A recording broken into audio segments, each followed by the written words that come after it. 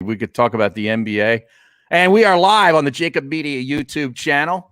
Harry Mays, Barrett Brooks. We got no Eytan today. We got woken up to an email saying, yo, peace out. I'm not going to make the show tomorrow. I was up all night.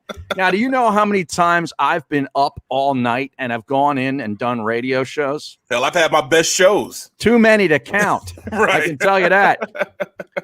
So I've had my best shows during that time. Yeah, sometimes, you never know. Sometimes when you're the least prepared and the least feeling like doing a show, you end up doing a good show. Well, that's when you have to focus. You become hyper-focused on making sure you give a quality show. I mean, exactly. I've had my best games the night before. I didn't get a lick of sleep. Is that right? Oh, no question, because you don't want to mess up. You want to make sure you're focused, you're dialed in, and it just works out for the better just because you're just so hyper-focused on what's going on. Right. Now, we're not leaving this show sort of undone, because with no Eytan today, I figured it'd be a perfect day to get Baldy to jump on the show. So I sent Baldy a text this morning.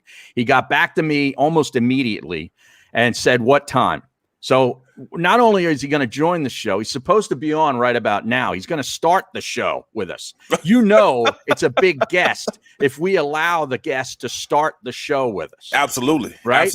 Absolutely. Yeah. That's especially with Baldy. I mean, right. I have so much to talk to him about this upcoming camp, what his expectations are. Of course, we're going to talk about his guy Dickerson. Well, yeah, of course. He loves him. I can tell he's been salivating over that draft pick ever since the Eagles made it in the second round. But we also have to talk to him about his traveling, because he is the travel dog. Oh, well, that's what he does, man. His Instagram. If you are on Instagram and you're not following Baldy on Instagram, you're really not on Instagram. Okay, because it's at Baldy NFL on Instagram. I'm telling you, it's going to be worth your while. He's got a whole lot going on. His career has really exploded. Oh, no question. I mean, he was always a big star in the NFL media world, but even now, since he hasn't done games, or at least NFL games, in quite a few years, he has had like a renaissance in his career with this Baldy breakdown thing. Because people want it. People want that. They suck it up because as a viewer, you see things, you see the game one way, but sometimes when we watch the game, we see little things like little idiosyncrasies that the average fan wouldn't see, and then we make you privileged to that. Now you're seeing like, oh, I did not see that. You learn something, and you see it from a whole different vantage point. There he is. There he is. At Baldy NFL. What's up, Harry? What's going on?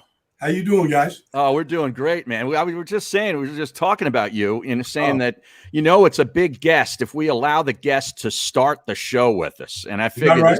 Yeah, I mean, you know that, Harry. Oh, yeah. Well, typically, you remember doing radio, like the first segment, the boss man never wanted a guest on. He always like, just set up the show. Get into something, Well, break that norm then, Harry. Yeah, that's right. That's right. But we got to talk to you about not only football, but I was saying about how your Instagram, you're not really on Instagram unless you're following Baldy NFL on Instagram. That's right. It's a fabulous follow.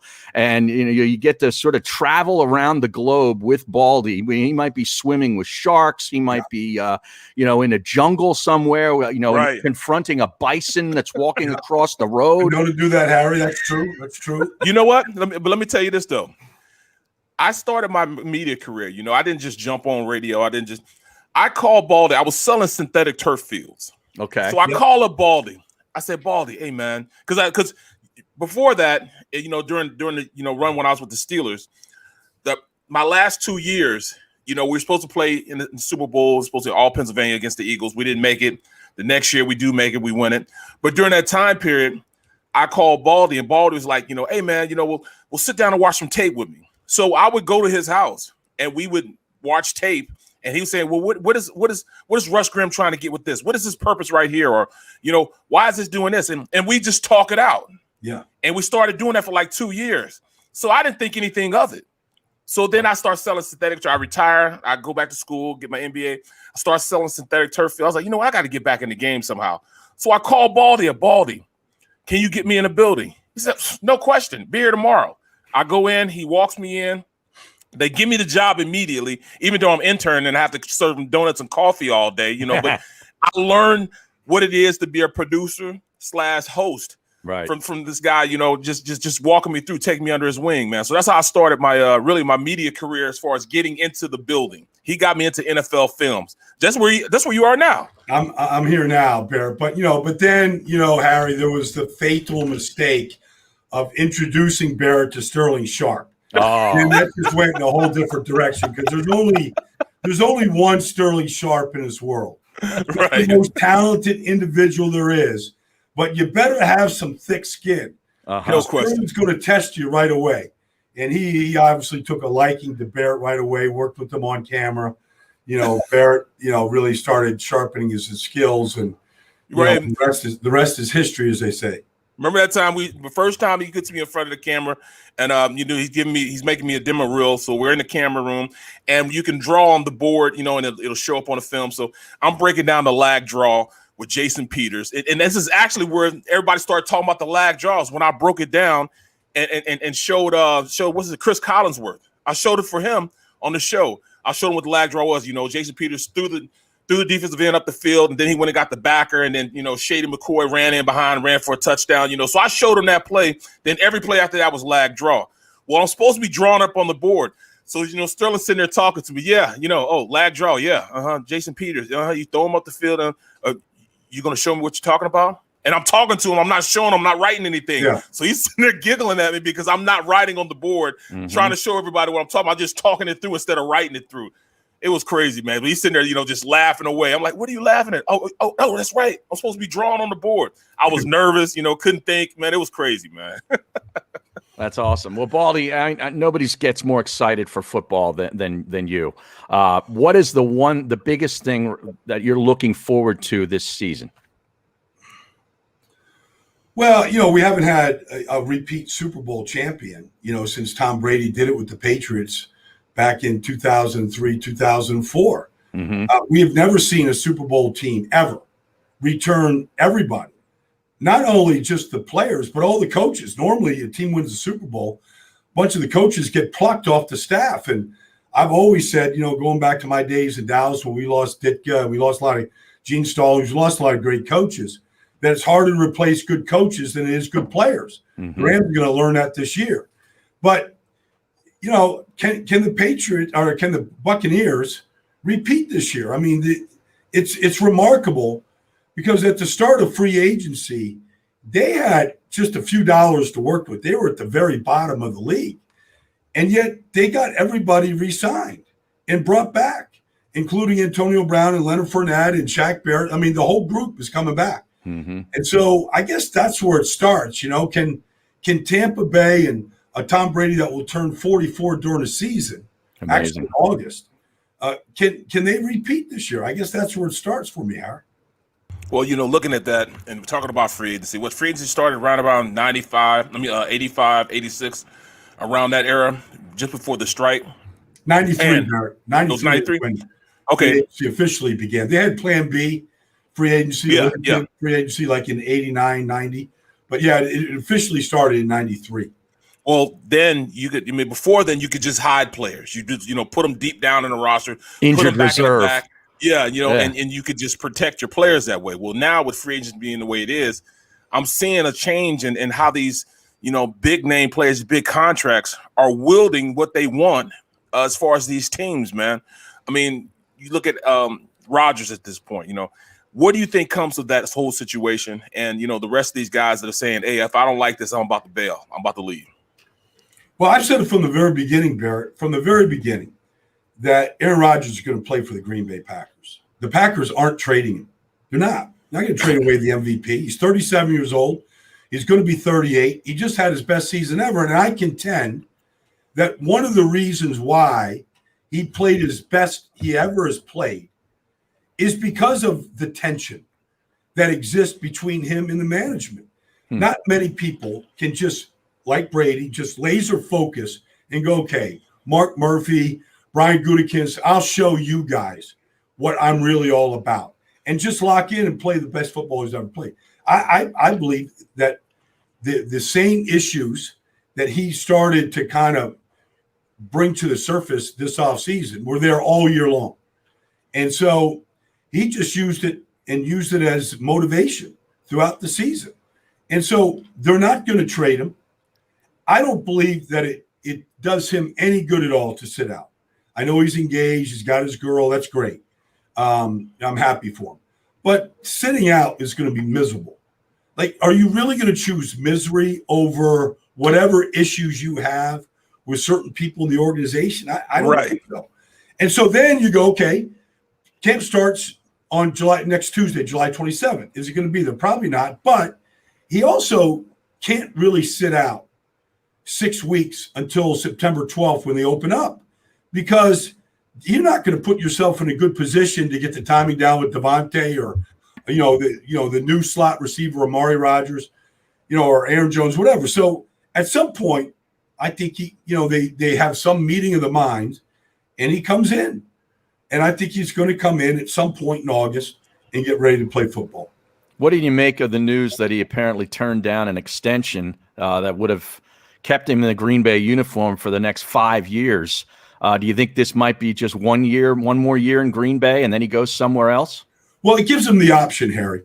Like, I think that deal that has been talked about now, and I guess it was broke on Adam Schefter's show, I'm not sure. But regardless, it gives him options if he still feels has the same angst towards the organization and Jordan Love entering his third year, the presumed, heir apparent that they drafted last year. It gives Green Bay an option, and it gives Aaron Rodgers an option. If he plays at an MVP level again, his stock is only going to go up, and maybe the Denvers or maybe Tampa, whoever, New Orleans, it gives another team or other teams, that option to go after him, or he could cut himself loose, or Green Bay. I just think it gives him more options than to just lock in and say, okay, you're a Packer for life. That's exactly what I was thinking, man. But I was thinking the same thing with what Carson was going on. A little bit of a difference in it wasn't the money aspect of it, because he just got his contract. But I mean, I thought he was going to be here. I thought he was going to be an Eagle. I didn't know you could be a disgruntled employee and force your way out. Well, he did that. I know it began to get mutual towards the end that they wanted him out also. But you also look at, what's going on with Zach Ertz and his whole situation. Now I'm under the belief that, all right, they should keep him, and he just another weapon inside the repertoire that Jalen Hurts can use. What do you think of that?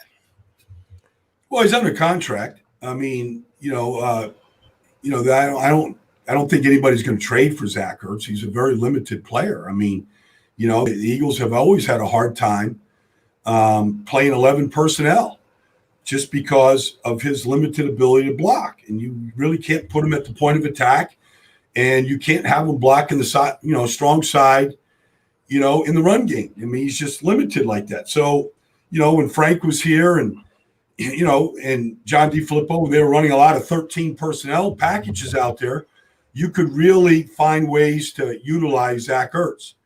And I thought, when Frank left to go to Indianapolis 2 years ago, I thought the Eagles really got away from that 13 personnel package that really helped Zach. I thought, he could really become just a backside cutoff guy, but really a featured, receiver.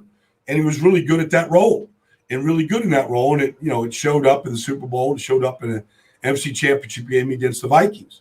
So, but I think he's just a limited player. I think at this point, Dallas Goedert is a more well-rounded player. And, players that just have major – I mean, look, Travis Kelce, he's an elite route runner. They have always figured out how to just limit Travis Kelce at the point of attack.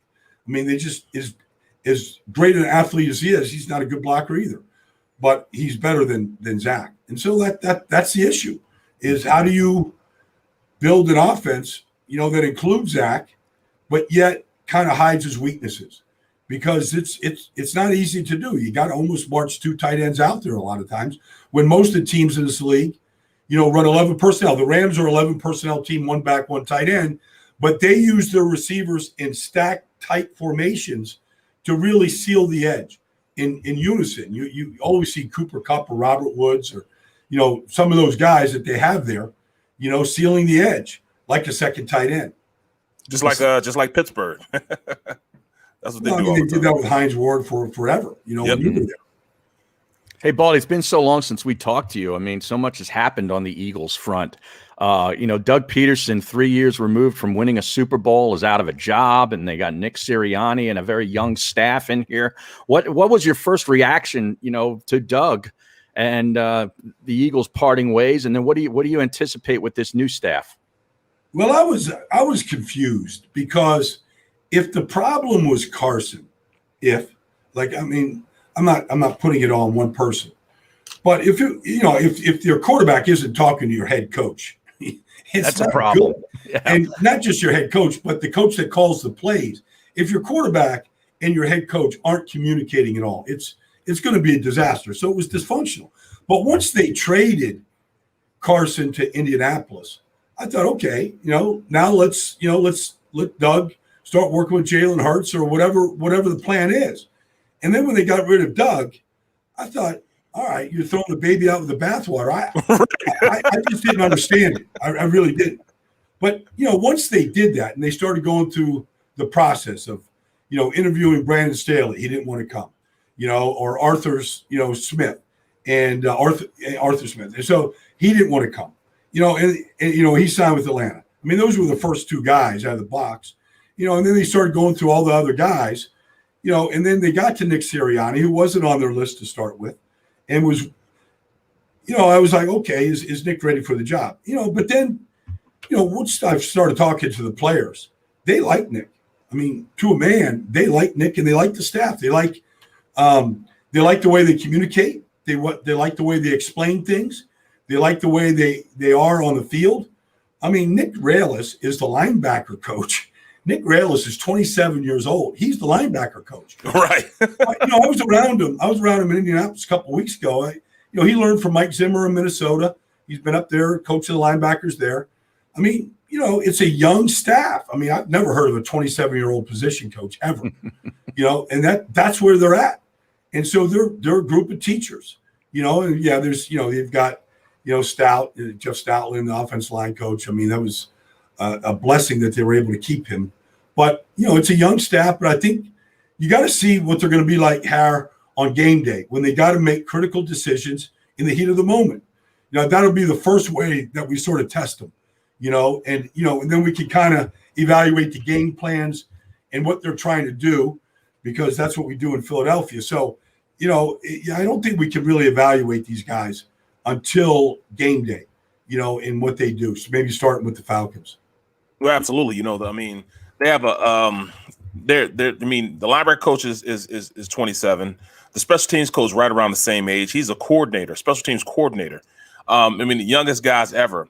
And I was telling people the difference between, getting an older guy to listen to you. There's three things you got to do. Number one, you can't lie to him. Number two, you got to make sure that you keep it 100 with him. And then number three, can you make them better?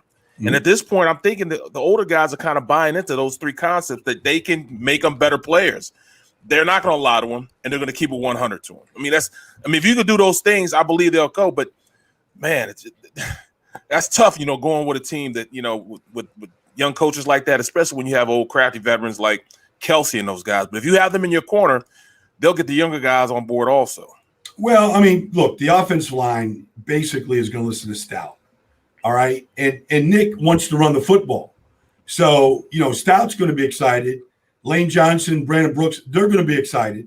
Kelsey, Siamala, they're all going to be excited because there's going to be an emphasis on running the football. So, Stout has everybody's attention in the offensive line meeting group. I sat in some of the Zoom calls, this offseason. He gets their attention. They love him. So that's a good thing. But, Nick is a son of a coach. All of his brothers are coaches. His one brother's a head coach at Washington Jefferson outside of Pittsburgh. These guys understand what coaching is. They really do. Whether they're ready for it or not, nobody knew. Nobody knew Frank Reich was ready to be a head coach when he went to Indianapolis, and boy, he was ready to be a head coach. Now, Frank played 14 years in the league and, probably had a little better apprenticeship than Nick did. But, we'll find out. We'll find out pretty quickly if Nick is ready for the job. If he isn't, if he's way over his head, this won't last long. But I have a feeling that he'll be up to the task and the players are going to respect him. Well, I know you like the second-round pick out of Alabama, Landon Dickerson. Where do you see him fitting in with this offensive line? Well, he'll be the leader of the line. When Kelsey moves on, at some point this year, he'll get on the field.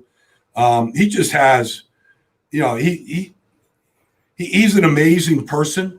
You bet on the person, that's why I think the injuries, he did start 24 straight games in between, injuries. And I'm not going to discount the fact that he has that history. He does. But you bet on the person. And, when Nick Saban said he's the best leader they've ever had at Alabama, that carries weight.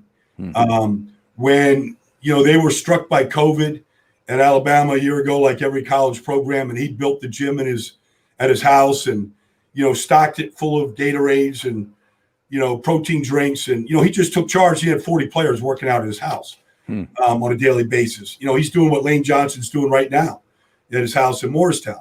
He did that at the college level. There's not many people that have come out of college. Quentin Nelson comes to mind. Trent Williams comes to mind. There's not many people that come out of college that can throw bodies around the way Landon Dickerson threw bodies around in the SEC. It was impressive to watch. I'm looking forward. He could play any position on the line, tackle, guard, center. I believe he's probably going to go to guard to start with, just simply because wrestling 340-pound nose tackles puts a lot of stress on knees that are coming back from ACL tears. So I think that's where he's going to start once he gets on the field, Harry. Yeah, you look at him and people say, oh, he gets hurt. Well, he gets hurt because he's a physical guy. He's a nasty guy. And when you play like that, you open yourself up to stuff like that. But being the leader that he is and understanding, why he's holding out right now, trying to get this money right, they have big plans for him going into the future, and he has big plans for himself. But, looking at everybody else that got drafted this year, Smith, him, the running back, I think they'll be a lot more successful on the offensive side of the ball as opposed to, looking at what, the defensive side of the ball holds for them. And I think they'll be a lot farther in their development as a, team on the offensive side of the ball, Defensively, I don't know, but offensively, I think they're going to put up some big numbers. Well, I think they have a real receiver. it's been a long time, Barrett. It's been a challenge in Philadelphia to find receivers, to draft receivers. T.O. came here for a year, and he was unbelievable. Irving Fryer was a big-time free agent signing, and he was unbelievable. But, tell me, who the Eagles have drafted or signed that was a force in this league. I'm not ready to write Jalen Reagor off, but this Devontae Smith, to me, is going to be a Pro Bowl player. He only lined up for 54 straight games for Alabama and performed. And when Right. Jalen Waddle got hurt this year, he dominated the action. In practice, he went up against Patrick Surtain every day. He was only the 9th pick in the draft. You go up in the SEC, you're going up against, NFL corners every single week. J.C. Horn, it doesn't matter who. They go up against, NFL corners every week in that division, and there wasn't anybody he couldn't run by, beat. He's just a skilled player. And so I expect him to elevate this offense. This running back that they drafted out of Memphis, I saw his head coach. I saw his head coach at the offensive line masterminds a week and a half ago, and he only played a year. He's got no tread off the tire. But him and Antonio Gibson, who's the starting running back in Washington, That was a dynamic duo. I know you guys watched that Cotton Bowl against Penn State, but they gave Penn State all they could handle. This guy Gainwell he's gonna. I'm not saying he's Brian Westbrook. I don't want to make any comparisons. Right. He reminds me a lot of Brian Westbrook. He really does. Size, ability to run between the tackles, ability to catch the football, the ability to make people miss in a phone booth. He's got all those skills. So, I want to see Miles Sanders.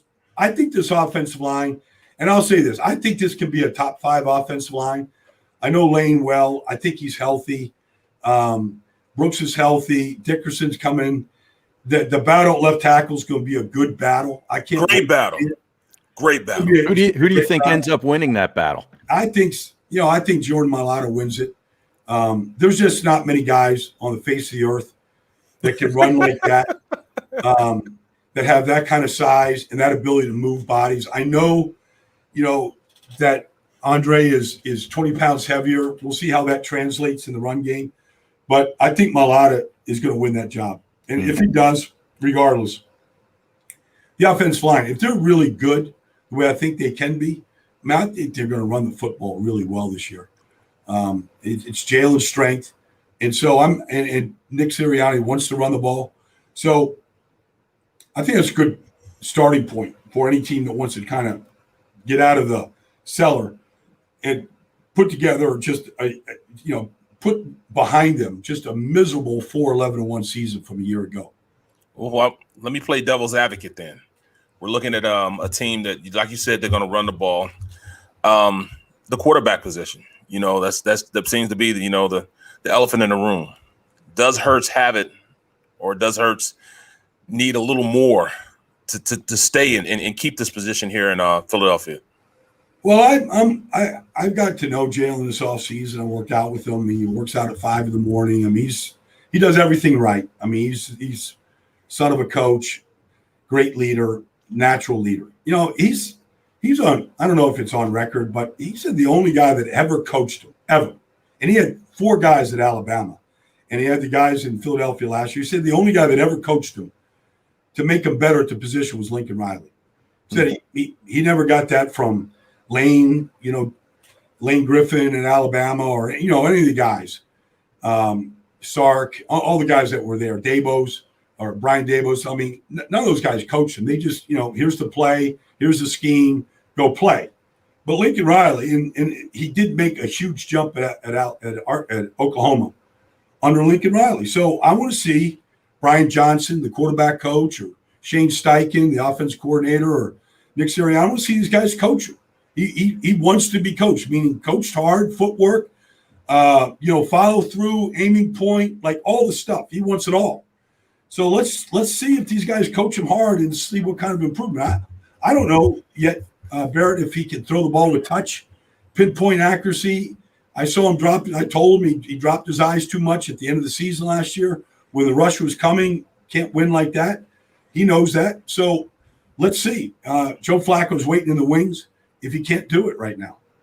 What do you think about the rest of this division this season? You got that great defensive front in Washington, Dak Prescott returning to Dallas, and then, of course, Saquon eventually coming back for the Giants.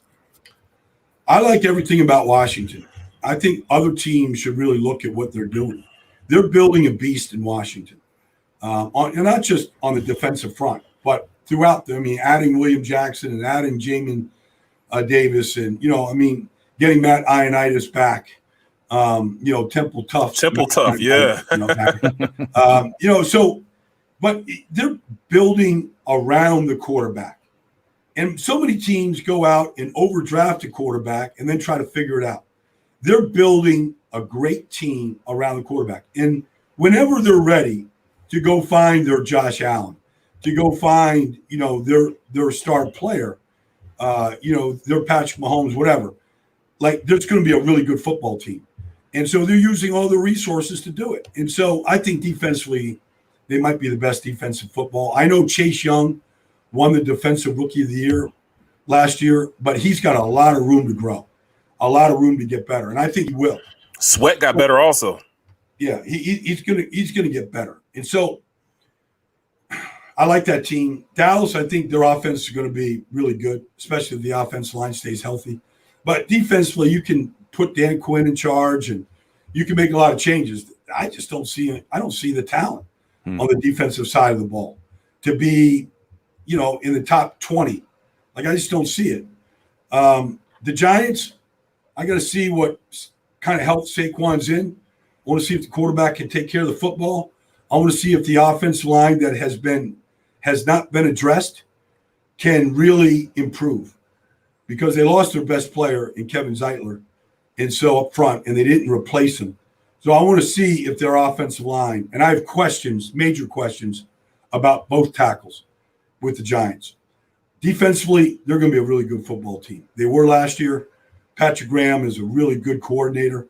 I believe in that Giant defense. So defensively will be fine, but I have questions about the Giants offense. Unbelievable, man. Just thinking about, how this season is going to go out, and there's so many unknowns. As I enter into camp, who are the guys you see are going to, you're going to focus on? With me, I'm going to go with your boy Dickerson.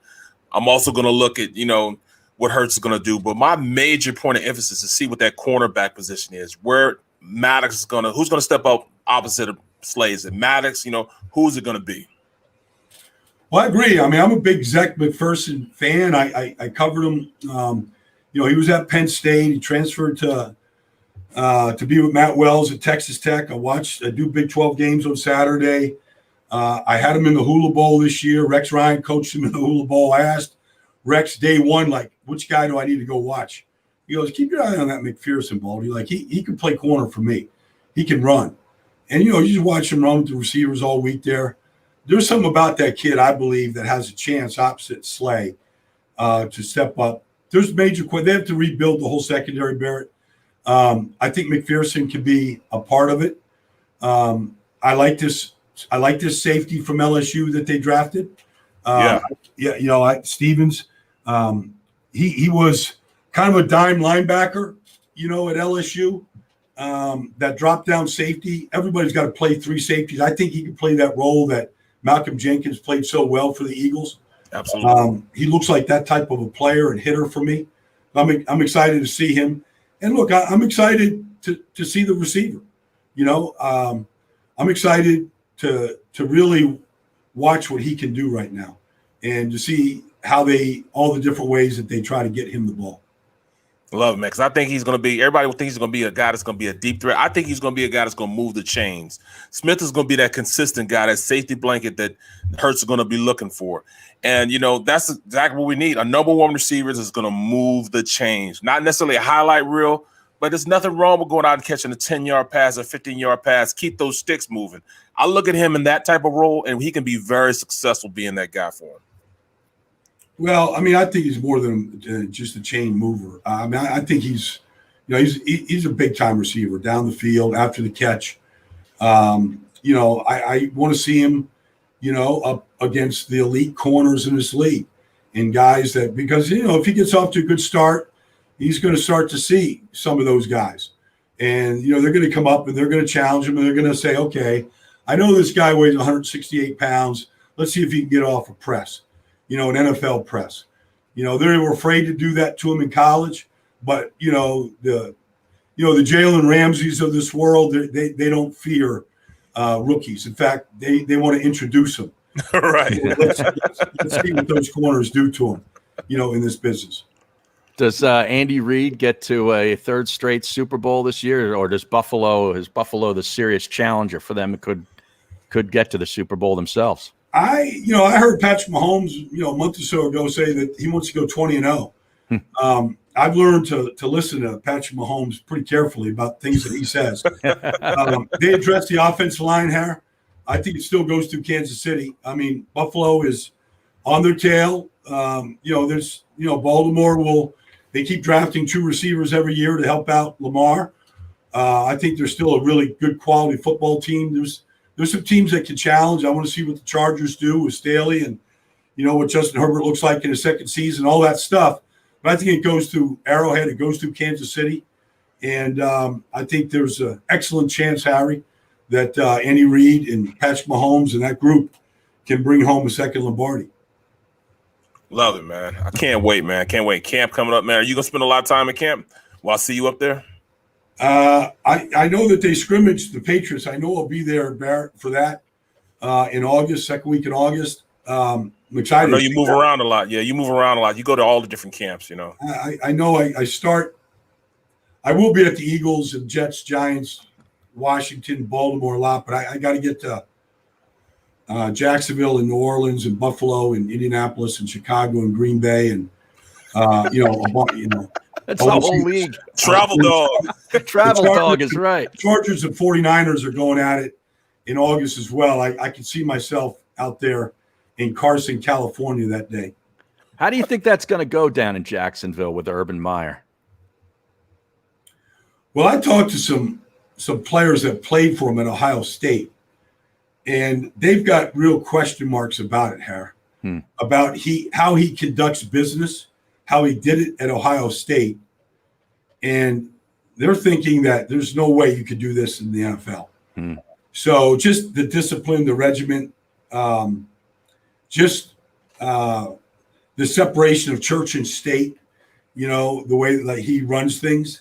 I'm going to be there July 31st, that Saturday, when the NFL has his kickoff to start training camp together. So I'm anxious to get around him and see what he does. But I don't have any questions about his quarterback, Trevor Lawrence. I think he's ready for the next step.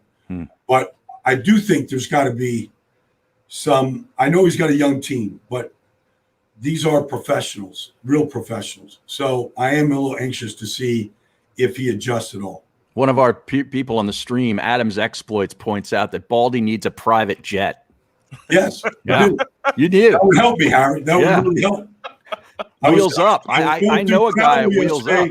I was going through travel yesterday at the NFL Network, and we were trying to figure out how to get from New Orleans to Green Bay with some limited flights. And I said, look, just give me Chicago. I'll just get in the car and go. And they're like, well, if we get you to Milwaukee, that's an hour and a half closer than Chicago. I'm like, fly me to Milwaukee then. Let's go. You're done. The private jet alleviates a lot of that stuff, Harry. That's right. You need a Wheels Up endorsement. A net jet. Give me a net jet deal, Harry. Let's go. That's right. I'll be doing a couple Big 12 games this year also. So, for the plus. Yeah. Are you going to be back out there, Baldy, doing the radio and TV for the Big 12? Yeah, I'm going to be doing I'll be doing the NFL Game of the Week on national radio. And the schedule in college this year, just because of my NFL schedule, is going to be limited, but I should have a few. Love Fantastic. it. Now, you're the only guy that I will allow on a golf course in cargo shorts. Are you aware of that? Why is that, Howard? What's the rule on that? It's a major violation. Is it? Yes. Well, you're lucky he had shoes on. We're talking about a guy that wears flip flops, to church, man.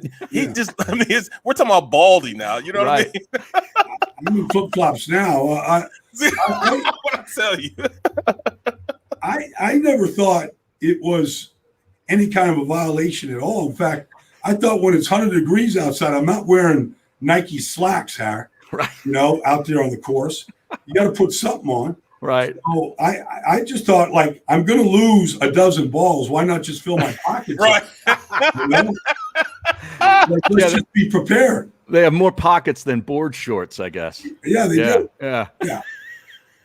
Now, were you at any golf outings with Baldy Barrett? Barrett goes to a golf outing every 2 weeks. Well, I was there at the golf. He was there. He was there earlier. Oh, okay. But I went I teed off at 1:15. Oh my God, it felt like I was melting out there, man. That's Blue Heron?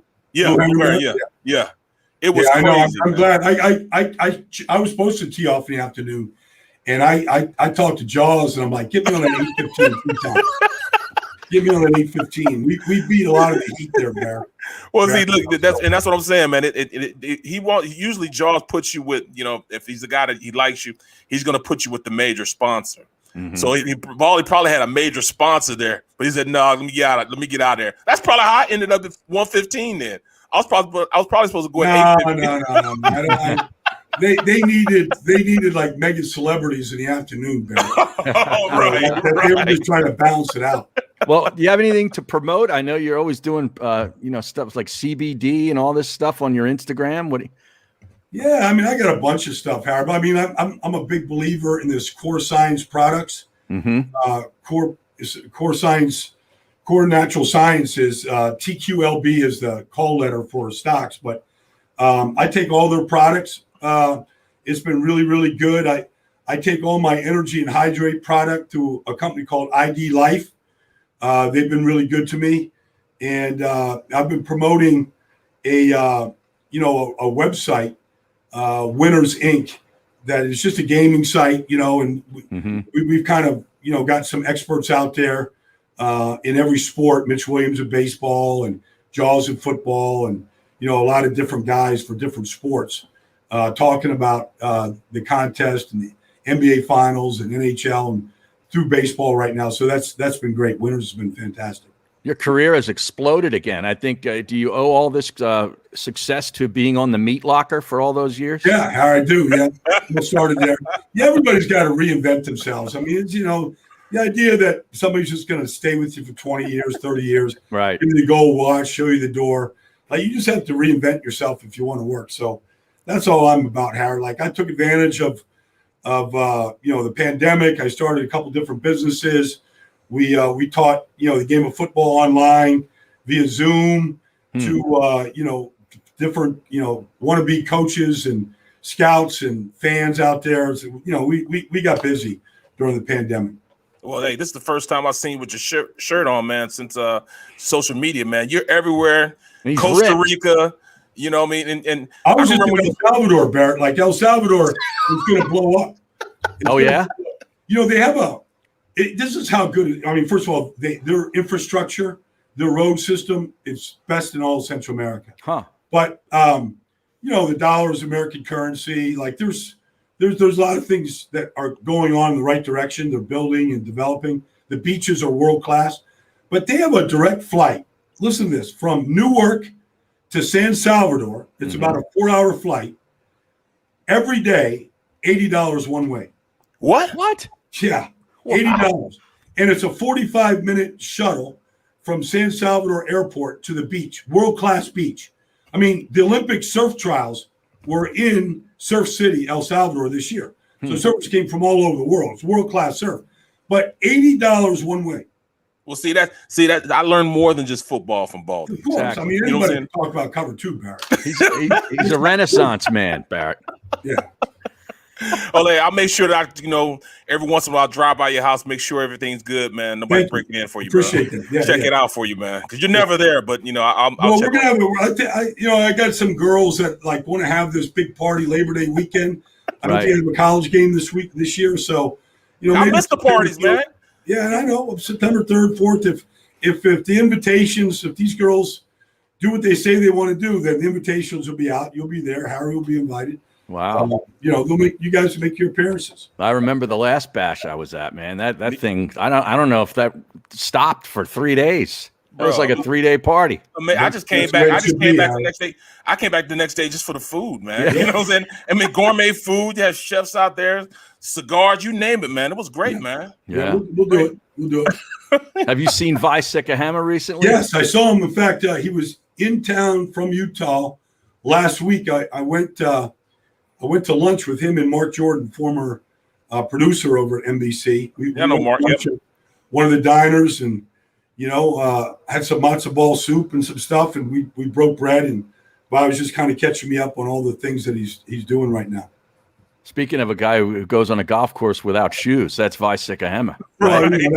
The Polynesian style. Yeah.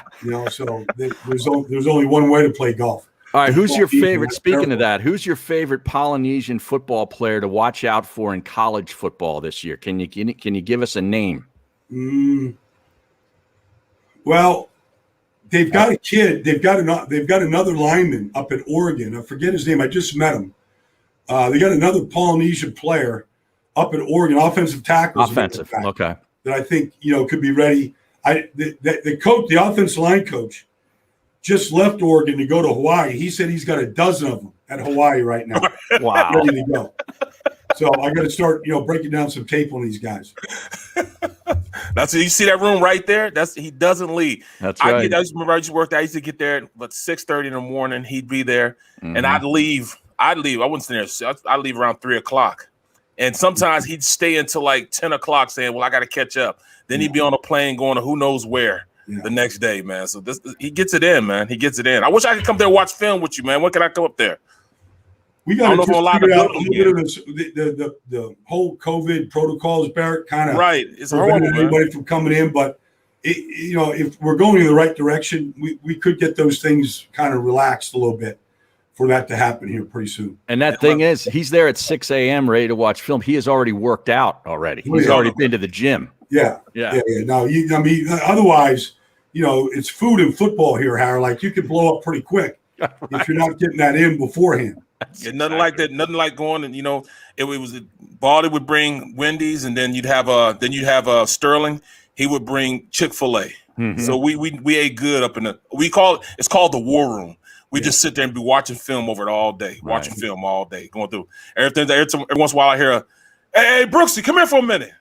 I leave out the War Room, go in the office. He showed me something like, man, I cannot believe they just tried to do that. Yeah. Man. So we go through a lot of stuff when I was up there with him, man. That's great. Baldy, we really appreciate this, man. I know you're really busy, and you're getting ready for the season to start. We look forward to following you on Instagram and listening to you on radio and TV. Well, let me know if you need anything, bro. And Barrett, I'm sure we'll cross paths, at NovaCare or someplace. All right, so definitely.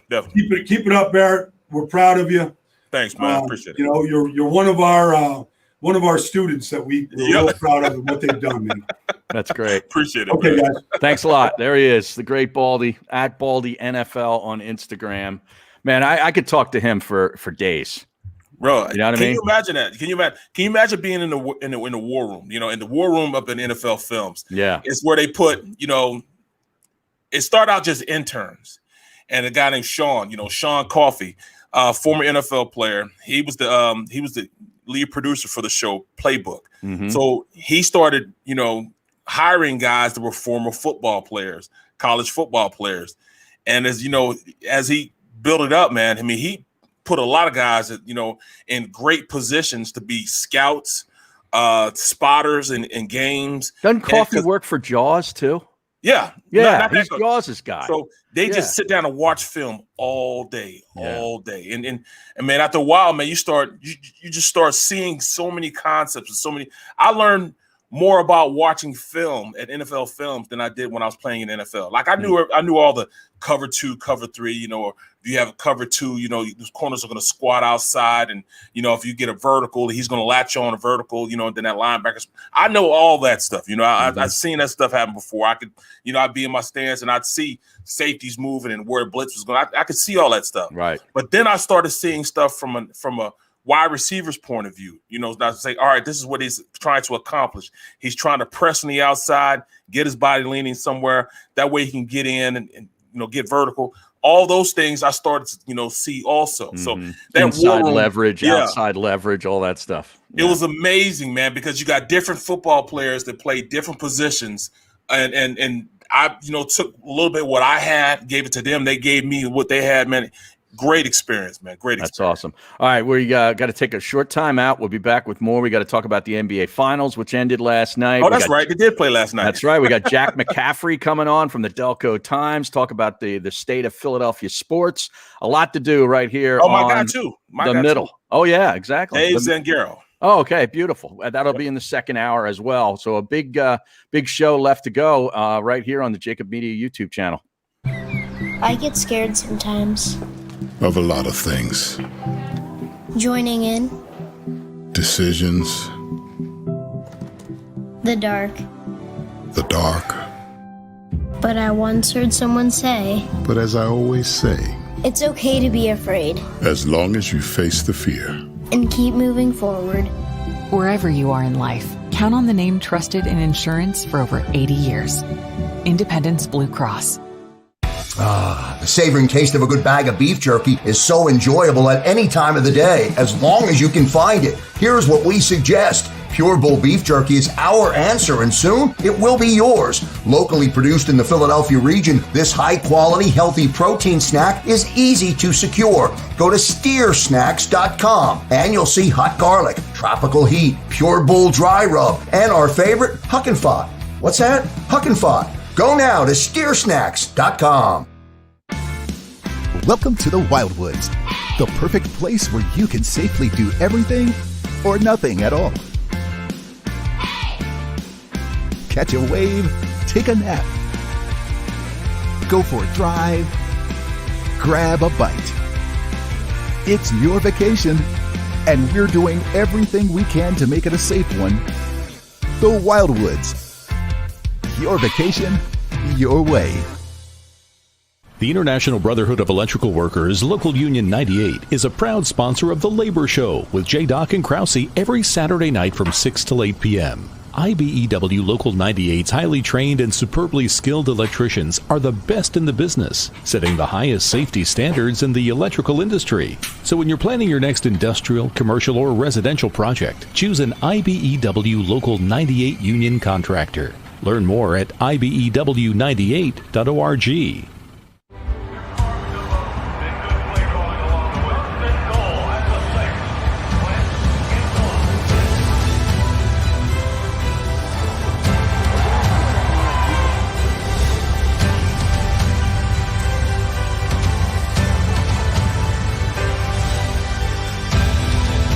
Field of life, First Trust Bank is there for you. Champions on 3. 1, 2, 3. Because Philadelphia dreams deserve a Philadelphia bank. This is a key. It's a family tree. It's a pair of wings. It's a secret handshake. And a ticket to anywhere in the world. It's more than a uniform. It's the door to a world most people only dream of. There's Strong, and then there's Army Strong. Try it on at GoArmy.com.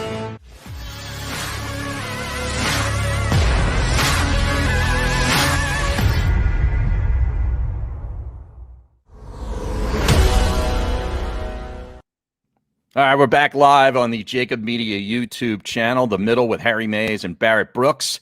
Eytan is out today. He'll be back tomorrow, but already had a great conversation with Brian Baldinger at Baldy NFL on Instagram. Man, that took 40 minutes, and it felt like 10. It always like that, man. Just sitting down talking. I mean, you talk about the meat locker. I couldn't imagine that. It was you. No, I wasn't. That wasn't me. I wasn't on that show. Eytan was on that show. Oh, Eytan. Okay. Yeah. I came on after that. Having him and Vi together, talking football. Yeah. I mean, that's an incredible experience, man. Especially with Anthony. I know. Anthony acts like he knows just as much as everybody else on the show. Right. I'm like, but hey, it is what it is, man. Great. I love just sitting down and talking football with those guys. I know. I mean, it's incredible.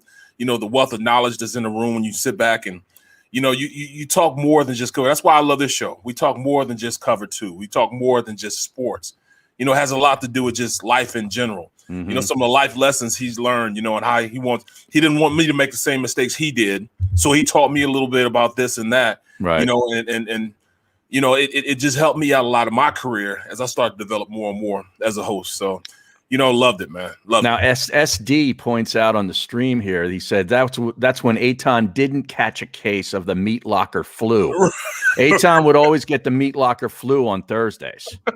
Because he wasn't able to really get a word in edgewise. So that annoys him. So he would just peace out on the show. He'd do his TV stuff, and then he'd go and yell at people on Twitter. That was his way of communicating back then. Well, at that point in his life, he was unfocused, and he wanted to do whatever he wanted to do. And when sometimes you just got to sit back and let it just marinate, and he didn't want to let it marinate. No, there was not a lot of marinating going on. Right, he wants to talk about we don't want to talk about betting. We're talking about sports, football. We're talking about life. Right. You know what I mean? Right. Now, speaking of life and sports, the NBA concluded last night. And I know you were watching. I was watching too. Giannis Antetokounmpo, 50 points, 14 rebounds. He made 17 of 19 free throws, Barrett Brooks. I wonder if Ben Simmons was even watching that last night. Bro, he had to, man. I mean, it was magical how he played yesterday. I mean, he could do no wrong. Mm-hmm. I mean, I'm not the points. I knew he could score points. You know what I mean? It's hard to keep him going to the cup. But his defensive prowess, he willed that game to win that night. Yeah. He wasn't going to take no for an answer. He was going to make sure that it was going to end last night. Yeah, and they shut Devin Booker down too, man. Oh my goodness. He was 8 for 22, 0 for 7 from beyond the arc. Milwaukee made more free throws than Phoenix attempted as a team. That's never a good stat. No question. I mean, you look at it, Giannis had more free throws made than the whole team, than the Suns team. So, and everybody played their role. Everybody played their role. Middleton hit the tough shots. Holiday, his defense was tremendous. Yeah. You know what I'm saying? Just, you know, the way he was pickpocketing Booker, he stayed on Booker. You know, didn't let him breathe when he was on him. And those are the things that win championships, when everybody takes their role. And they played tough defense throughout the series, really, on Chris Paul. Oh, no question. I mean, they sent waves of guys after him. Yeah. He was so flustered. And they pick him up early, too. You know what I mean? They pick him up real early. Most guys just let him dribble down the court. They picked him up early. That was an adjustment that they made, and it was a really good one because, you know, I mean, Chris Paul's an older player. I mean, by the end of that game, you know, from having to be picked up 90 feet from the basket, I mean, he's working, man. And when you do that, man, you know, it changes your whole mindset because, you know, and I heard him deep in the shot clock, too, that way. Yeah, exactly. One of the commentators said, you look at Giannis and see how tired he is. You want to see a guy that tired. Yeah. That's because he's working his ass off on both ends of the court. I mean, he was running, he was sprinting all 94 feet of the court, man. Now, did you see he apparently after the game went to Chick-fil-A, Giannis did. And he ordered a 50-piece of chicken. Not 51, not 49, 50. That was pretty good. No question, man. No question. I'm trying to think. After I won the Super Bowl, what did I do? We went back to the hotel. You go to Disneyland? Like I said, it was amazing, man. Because went back to the hotel, and everybody was there. Snoop Dogg, Carmen Electra, Kid Rock, Aretha Franklin, you name it, they were there. The Rolling Stones were there at the hotel. Well, they performed that year, didn't they? Yeah. That was the halftime, I think. Yeah. I didn't know what the halftime was. All I knew was, man, it was unbelievable experience. And I can remember, being in that huge, room and just looking around and like, man, I am a world champion. Yeah. And, and you can see the emotion coming from Giannis and all those players. Now he scores 50, and it was 50 years since their other championship, the Milwaukee Bucks. 1971. Wow. Barrett, back when Lou Alcindor was playing for the Bucks before he changed his name, I believe, to Kareem Abdul-Jabbar. Yep. They had Oscar Robertson, the great, the Big O on that team. Bob Dandridge was on that team. They swept the Baltimore Bullets, who have since become the Washington Bullets and now the Washington Wizards, 4 games to none. And that Bullets team had Wes Unseld on it and Earl the Pearl Monroe. Wow. Yeah. Come on, man. Yeah. History right there. History. Exactly right. I love the commercials that they had for Kareem also. They did a couple commercials. But did you see the commercial of all commercials, man? I love that commercial. The Yankees commercial it was some kind of phone company. No. Oh my goodness. I missed that. Man. What I text you guys it too, man. You guys got to watch this commercial, man. Yes, with the Yankees. In the group text? Yes. I must have missed that. Oh, yeah. That was a great Yankees commercial. Little League game and crush home runs. Okay, I got to go back and watch this. You got to watch it, because I missed that one. You should have saw it, man. It was great, man, because they had the two I forget who the two Yankees were. I don't really know the Yankees players like that. Was it Aaron Judge? Was he one of them? It might have been one of them. Let me look this up because we also have to play this stuff. I don't know if you saw this with Deion Sanders. We'll play it in the second hour. I didn't see that. Yeah, Deion was at a media day for the SWAC conference, and he got annoyed with a reporter because he referred to him improperly. He didn't give him his proper title, and Deion wasn't having it. He got up and walked out. But so we'll play that in the second hour. You got Dave Zangaro coming on at 12:40, right? Yes. NBC's beat reporter for the Eagles. Right, covers the Eagles, and we'll have Jack McCaffrey coming up here in a few minutes. Jack has always got great opinions, man. He has done a lot of radio in Philadelphia. He was back on the Fanatic in the early days. He's been on WIP, writes for the Delco Times. And he can talk about anything and everything. I'm going to look up at this Yankees Little League ad. Oh, man. It was I got to great. see this. When you like a commercial, because you and I are on the same page with those Geico commercials. I just love it. Here he comes. Here he is. Jack McCaffrey joining us. Delco Times, phenomenal writer. Just a tremendous man of opinions. What's going on, Jack? Hi, Barrett. How are you guys doing? We're Good, doing man, great, good. man. Where are you coming to us from? You look like you're what does that look like? Almost like he's underwater. Is it cloudy? I don't know. I can turn on the lights brighter. No. Hope you can see me. You have to clean. You just have to clean your you just have to I clean took your my glasses off. Yeah. Is that what it is? yeah. You got to clean the cell phone. The cell phone is I tell you, that's the way it looked when I was outside yesterday, Barrett. I went to go play golf, and it looked like there was a fire. There was smoke. There was so much haze and humidity in the air yesterday. It looked like it was like cloudy. So, Jack, man, couldn't wait to get you on because we got time to go through everything in Philadelphia sports right now. Every team is kind of in a state of flux. Yeah. And I figured you'd be a great person to get on and give your take. Which one do you want to start with? I guess the most recent, we saw the Phillies last night. It's just a bad approach at the plate again. They just cannot hit with runners in scoring position, and it's going to cost them. And Aaron Nola just doesn't look like the same guy. He doesn't look like the all-star Aaron Nola or the what did he finish, second or third in the Cy Young a few years ago? I voted for it, actually remember.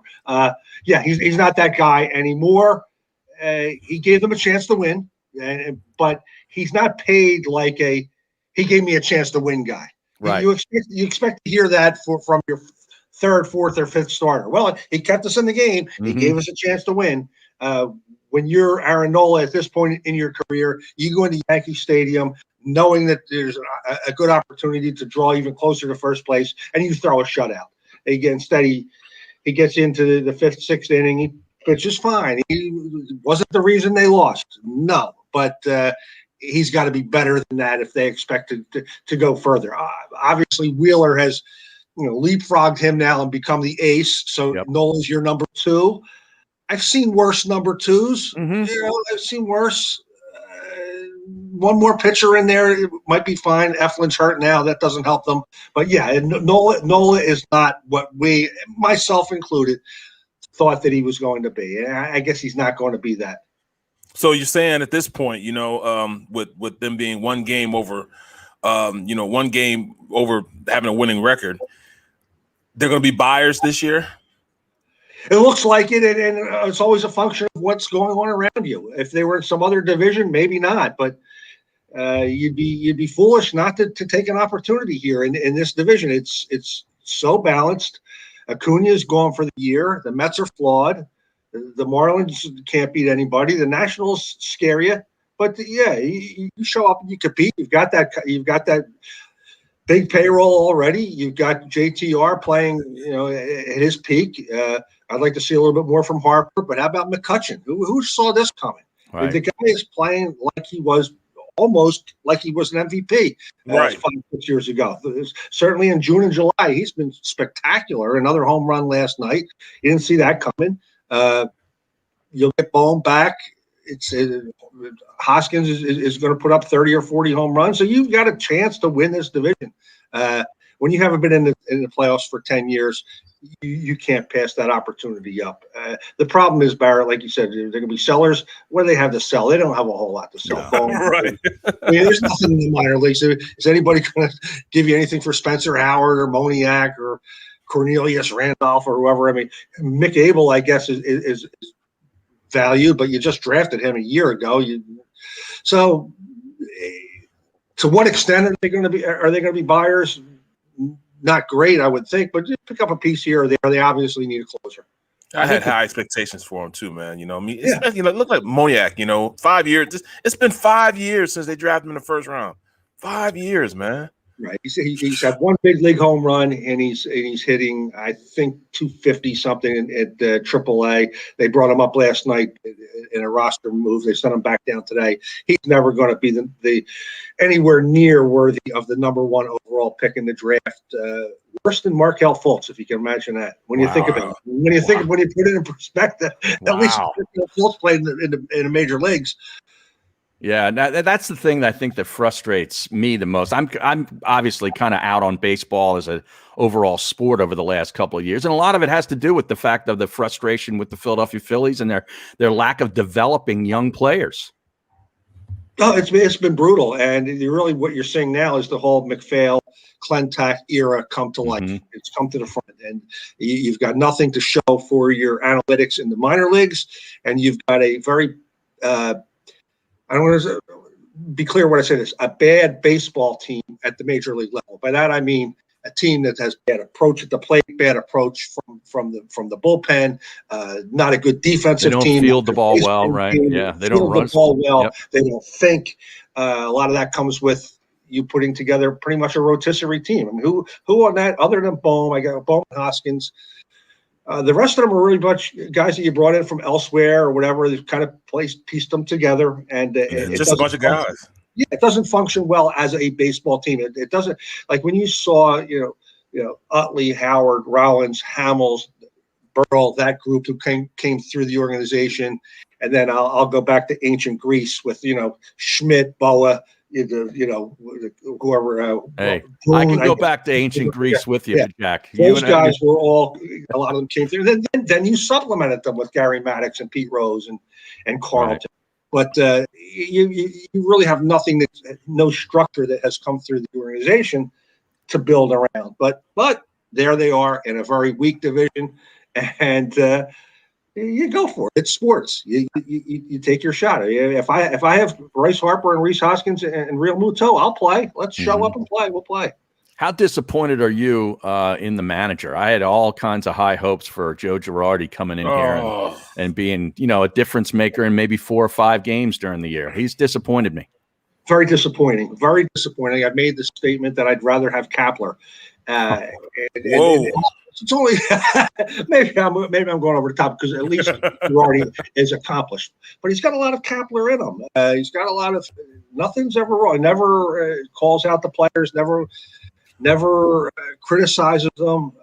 One of my favorite recent managers was Pete Buchanan, and his success rate wasn't great. He didn't have great teams either, but I used to love going into the press conferences after the game. He would stand there and tell you, this guy didn't run, that guy didn't field, this guy didn't do what he was supposed to do.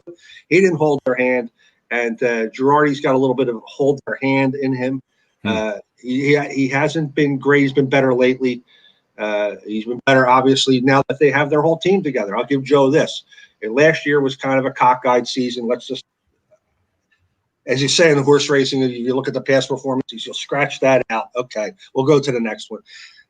This year he really didn't have his team, and now he's got his team, and they lost last night, but they've been playing very well lately. Let's see if they can. They won their last 4 series. They got an opportunity to sneak out a split out of New York tonight and then come back home to play the Braves. So they're playing well right now. So I'm not going to, just pile on the guy. But Harry, I can't disagree with you. He's been underwhelming. Yeah, looking at a couple other sports, here in Philadelphia. I'm at a point right now where I can't wait for football to come. But there are so many unknowns going into this season, man. What's your outlook on the Eagles? I don't like the team, Barrett, and I've been around a long time. When you played, and I've put it this way: just to establish my credit. Dave Spadaro always laughs at me because I'm always the one who says the Eagles are going to the Super Bowl. Every year he says to me, "You're going to the Super Bowl this year," and he's had fun with me over the years. He exaggerates a little bit, but I've been for the most part, it's always been a pretty good team. You guys have always had a pretty good team and a chance. I don't see it even a chance this year. And what am I telling tales out of school? You saw the owner when he fired Doug Peterson say that he and I are at different approaches here. Doug seems, I'm paraphrasing Jeffrey here, but he basically said Doug thinks that we can salvage this thing. I think we're in a transition period. Well, when the owner says they're in a transition period, what am I supposed to dispute him? So he goes out and he hires an entry-level coach, and he's going to trust a quarterback that's had 3 games of NFL experience. You have to really not be paying attention to what's going on to think that this is going to be any kind of contender. Now, the number that interests me, and Harry, I know the way you are, this 6.5 over/under wins is a little high, and that's almost as if somebody knows something. Right. I'd be very. if I'm talking with forked tongue here, call me on it. But I'd be a little reluctant to go under that 6.5 because it's teasing you to go under. And so, yeah, you're right. And it's a 17-year season, a 17-game season. Let's go 7-10. Yeah, 7-10. That looks good to me, Jack. I totally agree with you, man. See, this is why we bring Jack on. He knows exactly the way this show works. You start talking about teams. You're like, what's that win total? some subliminal going on, But, subliminal, yeah, right, right. But I don't know. I think management thinks more of themselves as opposed to the coach. I really believe that they think that they molded Doug Peterson into the coach they wanted him to be. That's why they had success. I don't think that they put a lot of, it's a lot of angst when I think about, what they feel about a coach, because they feel as though, all right, we molded them into what we wanted to. We're going to do the same thing, with this new coach. I don't know if you can go get by in the NFL with that type of philosophy. I really don't. You just can't duplicate different things. I mean, they can think they molded Doug Peterson, but you don't mold people, so to speak. I almost feel bad that I'm not giving Nick Sirianni a chance. I definitely know the guy. Let's see what he does. But Doug had a certain way about him. He had a leadership ability. Maybe that came from being a quarterback in the NFL, not a successful one, but a quarterback in the NFL. He had it in his pedigree to be a leader on the field, and he had that going for him. And you saw that. You saw his courage to make controversial play calls, and they were successful. It turns out at the end, it started to come back to the mean there, and it backfired on him a little bit. But darn it, he won a Super Bowl with it. So they can take whatever credit they want for Doug Peterson. They deserve to take that credit, but he was also his own coach too. And on game day, it wasn't them who decided let's run a play to throw a Super Bowl winning touchdown pass to the quarterback. I mean that came from the coach. What did you think of the #1 draft pick, Devontae Smith? What do you think of that pick? You love him. It's Harry. I've never been a draftnik, and maybe you know that. I don't study it as well as I should, but you certainly saw this guy in college, and when you're watching him, you said, "Wow, that would be a great player for any team to take." And he certainly made every right impression in the intermediate, the Zoom meetings afterwards, the press conferences afterwards. He's saying all the right things. He comes in willing, and he's overly talented. He's a great talent, and how can you complain? I'd really be a sour person to complain about that. That's a real nice pick for them, and especially if you're going to develop a young quarterback. You've got your young receiver, you've got your young coach. The way that league, when you talk about a transition period in that league, what's a transition period? 2-3 years, maybe 3 years at the end. So within a year or two, that might be the structure for something really great. Well, looking at this, where do you see the Eagles place in the division, and what do you think of this division? It's not a great division. You're talking about a division where the champion didn't have a winning record last year. I do think that the coaches, for the most part of that division, are accomplished. Whether they're accomplished where they are right now, they're proven commodity. Maybe not Judge, but Judge has had a chance now to put his imprint on it. So my thought in the division is that Sirianni is going to be challenged by some pretty good coaches, and when it's balanced like this, that could be a problem. That could be a problem. And I'm also concerned that he surrounded himself with such really inexperienced assistants. You look back, if you talk about duplicating something that was successful, Andy Reid, he was really inexperienced too, and they were very inexperienced. But what was the first thing he did? He hired, Jim Johnson. Right. Yeah.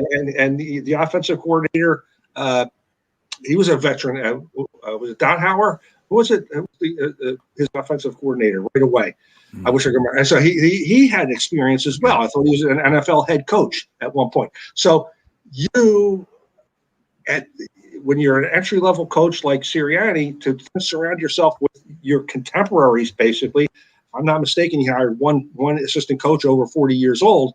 And I don't like to age discriminate any more than anybody else, but facts are facts. That's the top of the profession. Yeah, it was Rod Dowhower. You're correct. Rod Dowhower was. So with Andy Reid, said, I'm going to get I'm an entry level coach, but darn it, my defensive coordinator is going to be the best in the business, and my offensive coordinator is going to be a former head coach.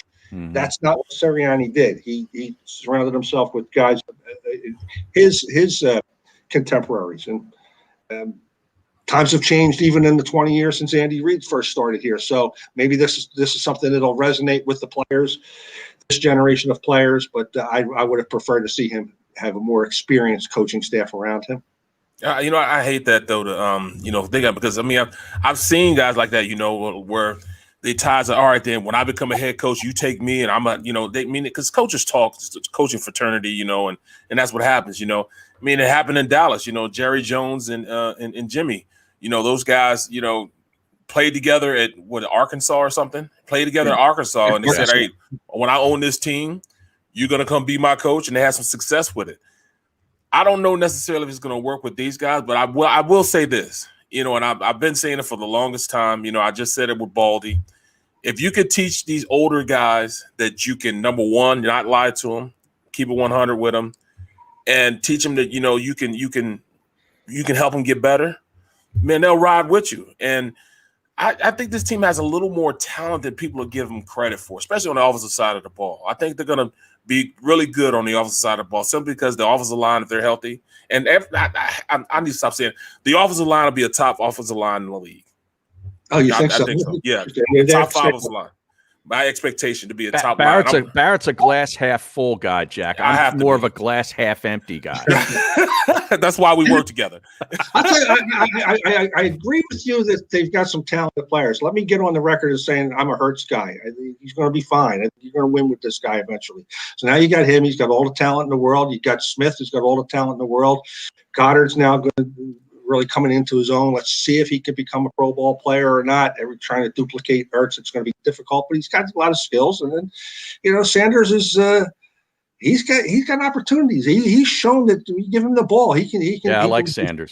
So it's there's some skill there. There's some skill, and we're told that Sirianni's an offensive mind. So it's going to be like I agree. This we can agree with. It's going to be fun to watch. Let's bring it on. The thing I like is everybody we talk to says that they're going to run the football more, and that appeals to me in my old school ways. Music to my ears. Yeah, exactly. Music to my ears. We're all together here. Exactly right. Yeah. All right. If Barrett's right, if this offensive line is, and obviously it's got great players. It's just worry about their health and their age. Mm-hmm. But if they're stable, boy, they could run the ball. It'd be great. All right, let's get to a sport that I know you really love, and that's basketball. And I'd love to get your take on Ben Simmons. What do you think ends up happening with him? Is he a Sixer going forward, or give me your frustration level with the process right now and where it's at. My frustration with the process began the minute it started. I never respected anybody who decided let's not win. That doesn't show me any skill. It doesn't show me any competitive drive. So I guess we can say that was long ago in the past. Now, no sense for me to continue to beat that up. Where's my frustration level with Ben Simmons at this point? About the same as it's always been. He's a nice player. He's a very good player. Defensive rebound. Wonderful court vision, but that display in the Hawks series, that was it. And especially when Joel Embiid came out afterwards and without saying as much, basically said, that's the reason we lost. And once that happened, it was over. He never wanted to be here. He never spent much time here. He wants to go. They're going to want him to go. Maury and Doc Rivers didn't come in here to lose with that guy. It wasn't their guy to begin with. It was funny. One of the most interesting, because I was on all of the press conference calls all year with Doc, and he said something one time that I thought was pretty interesting. They said, "What do you think of the process and where it is?" Harry Barrett, he literally didn't know. He says, "I don't know what that was. I wasn't here." He said, I said, I was kind of familiar with it, but I don't know when it started." These guys are not thinking process at all, Maury and Doc Rivers. It's not even in their mind. And when you think about it, the different teams that they've been on and the players that they've traded and acquired, that's really over. What Morey does, he's been relentless throughout his career in brokering in great players. I mean, he's dabbled in trading for or trading James Harden, Chris Paul, Carmelo Anthony. Who else am I thinking of? Many of them. Many of the top players. Russell Westbrook. Russell Westbrook, exactly. Yeah. So this is what he does. He moves top players for top players. He's not going to sit here and let Ben Simmons not shoot again in the fourth quarter. He can't afford to. He really can't afford to allow that to happen. And if the worst thing that happens for Ben Simmons is this inspires him to go somewhere else and maybe get his act together, probably the West Coast, that's where he wants to be. He gets to go there. They get to play the Sixers once a year. He takes that night off for load management. You can see that. Mark me down for that next right now. And whatever team he's on next year it's going to be a Western team. When they come to the Wells Fargo Center, Ben Simmons is questionable. It'll be game time decision, and a game time decision, he will have taken the night off for load. Holy scratch! If I stand to be corrected, you got it on tape. I could. Okay. Holy scratch, huh? Yeah.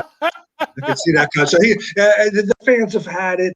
They booed him at the end of the game, knowing how thin-skinned Ben Simmons is. He was bad enough that he was thin-skinned when everybody was cheering him for 4 or 5 years. Mm-hmm. If he becomes now the guy that's going to get booed all the time, it's only going to get ugly. Morey and Brand and Doc can figure that into their handicapping too, and that's it doesn't bode well for Ben Simmons coming back here.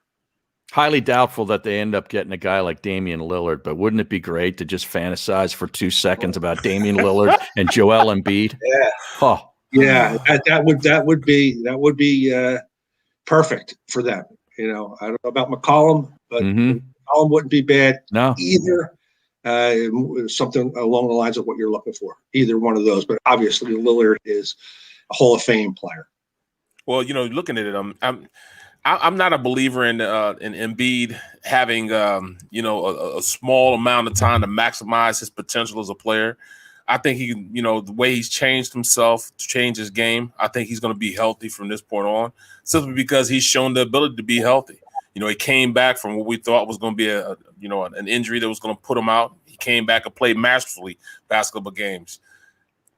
Do they have enough right now without if Ben's gone, do they have enough right now with just Maxey and those guys, you know? Because I think they're a better player now with Maxey, taking and being that guy as opposed to Ben. Maxey will have to take another step up. He's going to have to shoot the ball too. He's not a great shooter. The difference is he will take some. Right. But the whole at the end, but really from the midpoint on to the season, Doc was reluctant to put him in, but put him in because he earned, because when he produced. But what you always heard Doc say was that, well, what we want him to do is we want him to slash, we want him to drive, we want him to back that conversation up. You want him to do that because he can't shoot from distance. So he's flawed too. He's just not an outside shooter. Thibel's not an outside shooter. But let's go back to what Harry said. Let's fantasize about Damian Lillard. If you get Lillard, now you pair him with Thibault. What a backcourt that can be. Thibault's getting a little better as a shooter. I don't think he'll ever be a shooter, but he's a game-changing defender. Yeah, no doubt about it. And I like to have enough. You have Tobias, and then they definitely need to improve the bench. But guys like Mike Scott, let him go. Korkmaz, goodbye. Who else are we talking about? Dwight Howard, a nice clubhouse influence, but you couldn't put him in a game, in a playoff game, and expect to win at this point. So Morey's got some work to do with the bench as well. It's kind of like Milwaukee. I mean, Antetokounmpo is your Embiid. You just, Tobias Harris is the Middleton. Inconsistent maybe at times, but capable of lighting it up for 30 on any given night. And then you just need a competent point guard that can also defend, and you can win. Yeah, it was winnable this year. Because they didn't win this year, it doesn't mean that they weren't capable of. You talk about the series that they lost. They won 3 games. They had a 26-point lead in the fourth game, and they had an 18-point lead in the fifth game. You're telling me they can't beat the Atlanta Hawks? Things didn't go their way down the stretch. You want to blame Doc Rivers? Go ahead. I don't feel like, litigating that at this point. Whatever reason they didn't win.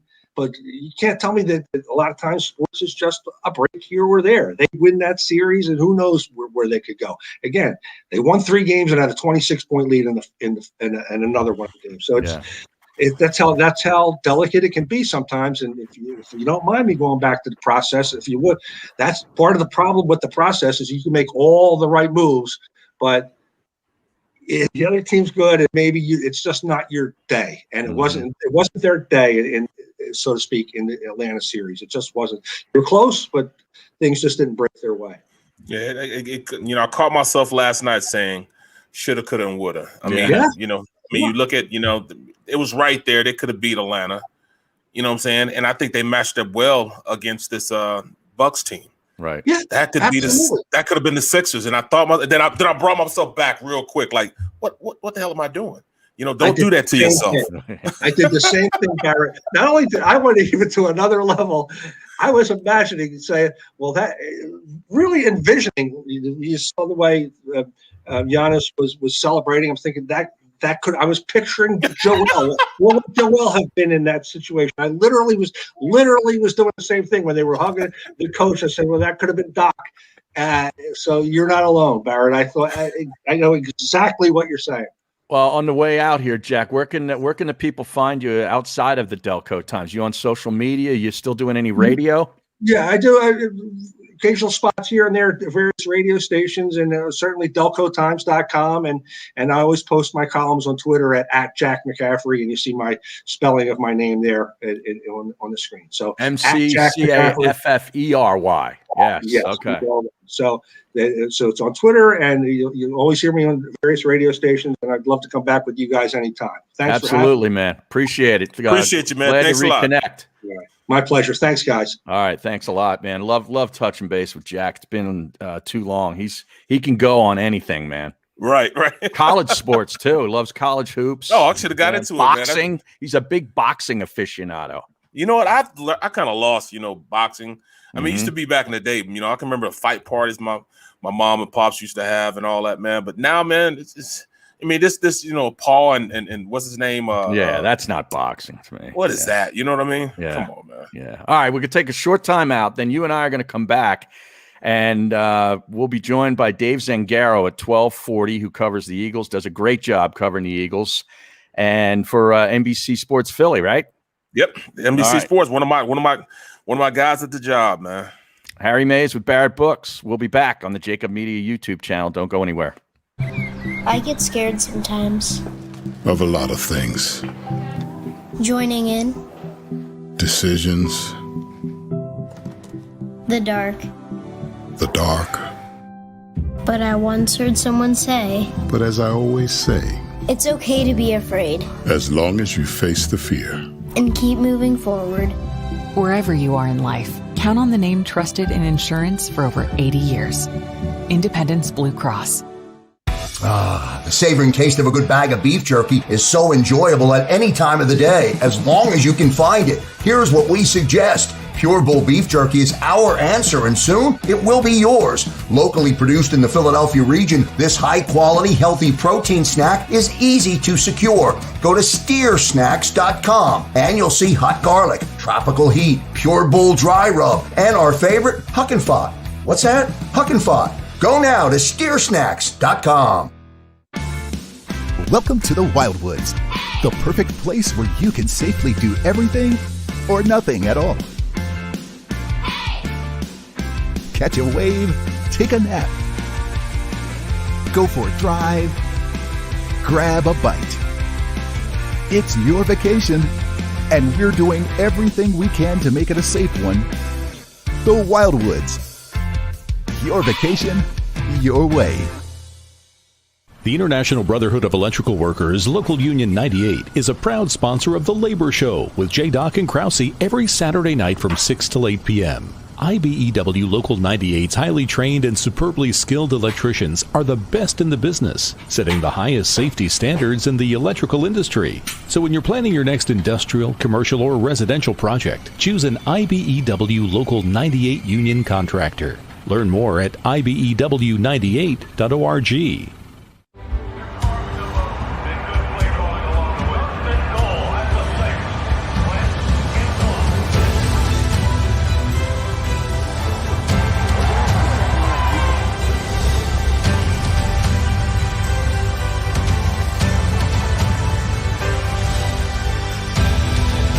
Field of life, First Trust Bank is there for you.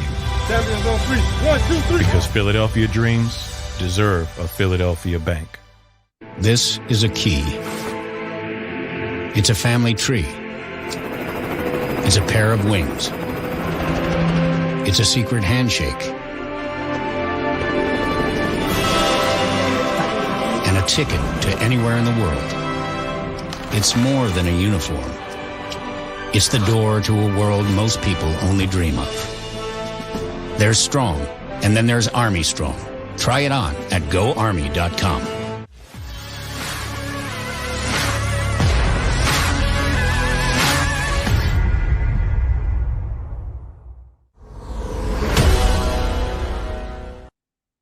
All right, welcome back. JAKIB Media YouTube channel, Harry Mays and Barrett Brooks.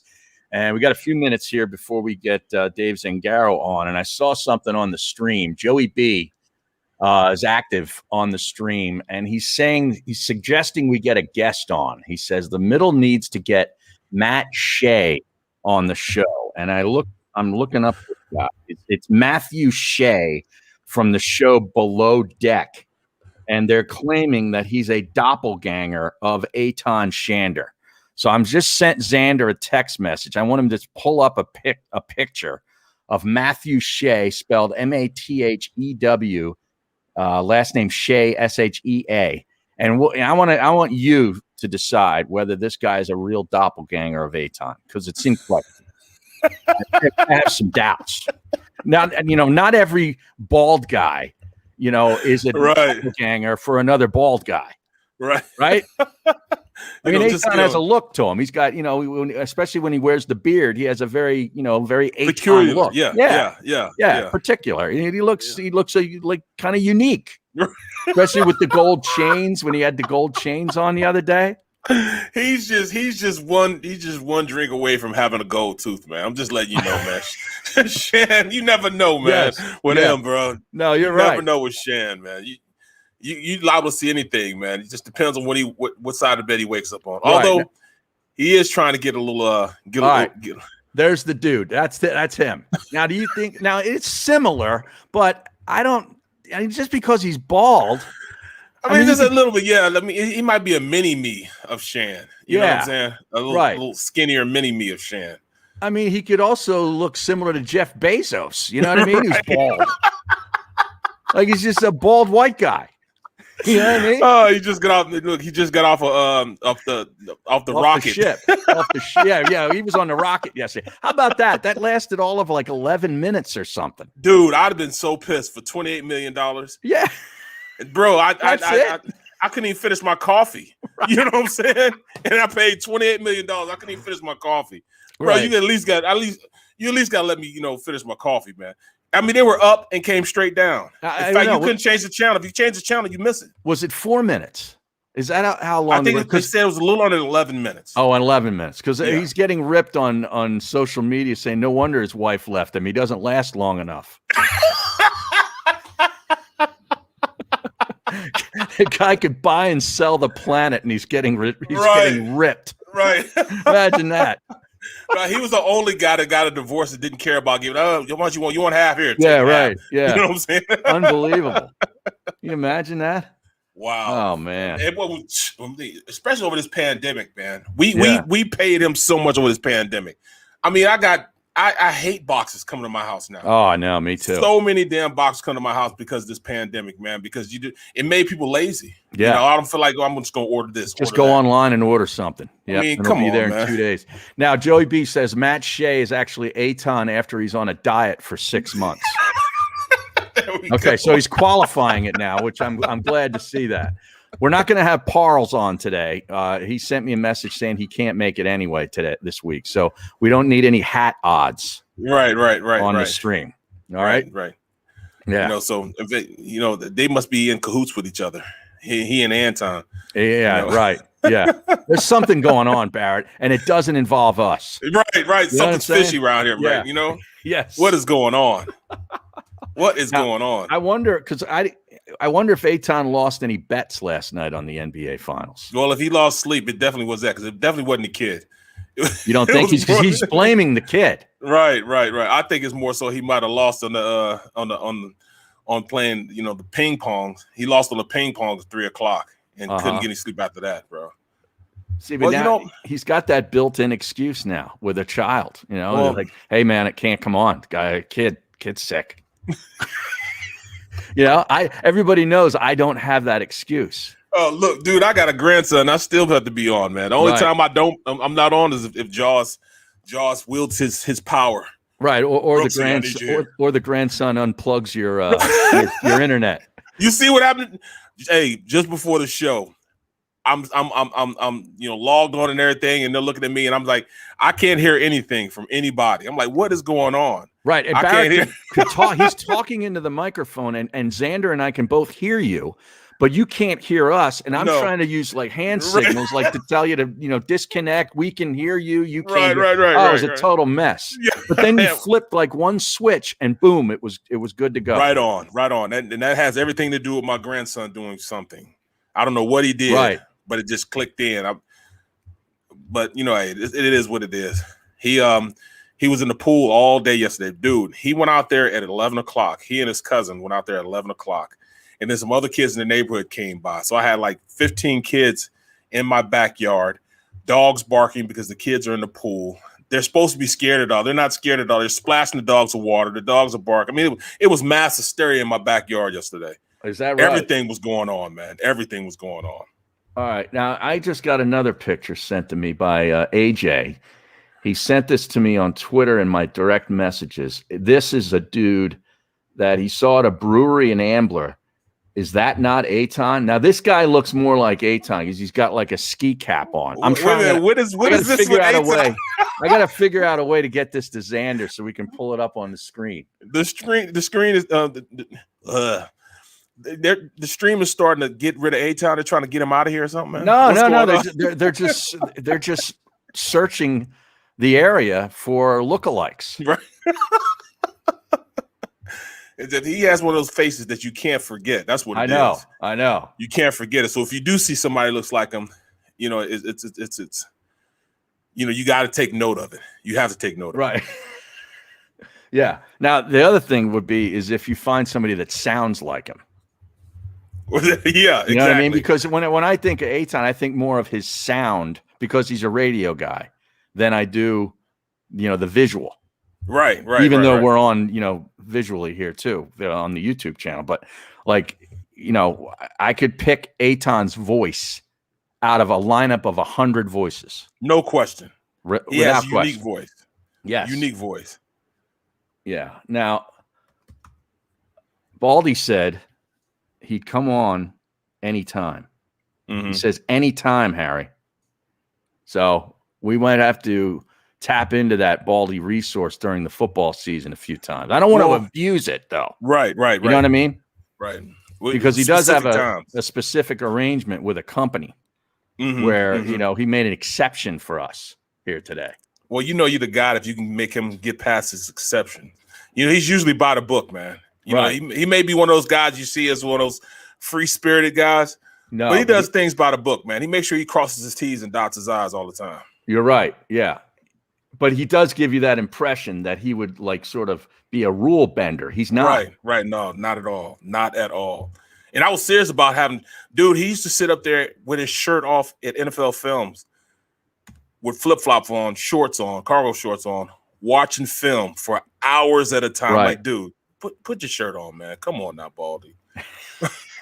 He turned around, Bear, you got a body like this, Bear? You can't cover this up. Yeah, right. You can't cover this up. You know how he talks. You can't cover this up. Oh, yeah. The world needs to see this, man. The world needs more of this. Exactly. But like you talked about Sterling Sharp. Sterling, yeah. Sterling, he used to give you the business at NFL Films. Oh my God, man. You just have no idea. Because when I was interning, I was a legitimate intern, but they didn't treat me like the other interns. Everybody except Sterling. Sterling, I'm not trying to hear that NFL stuff. I don't care about no Super Bowls. I don't care about 12 years.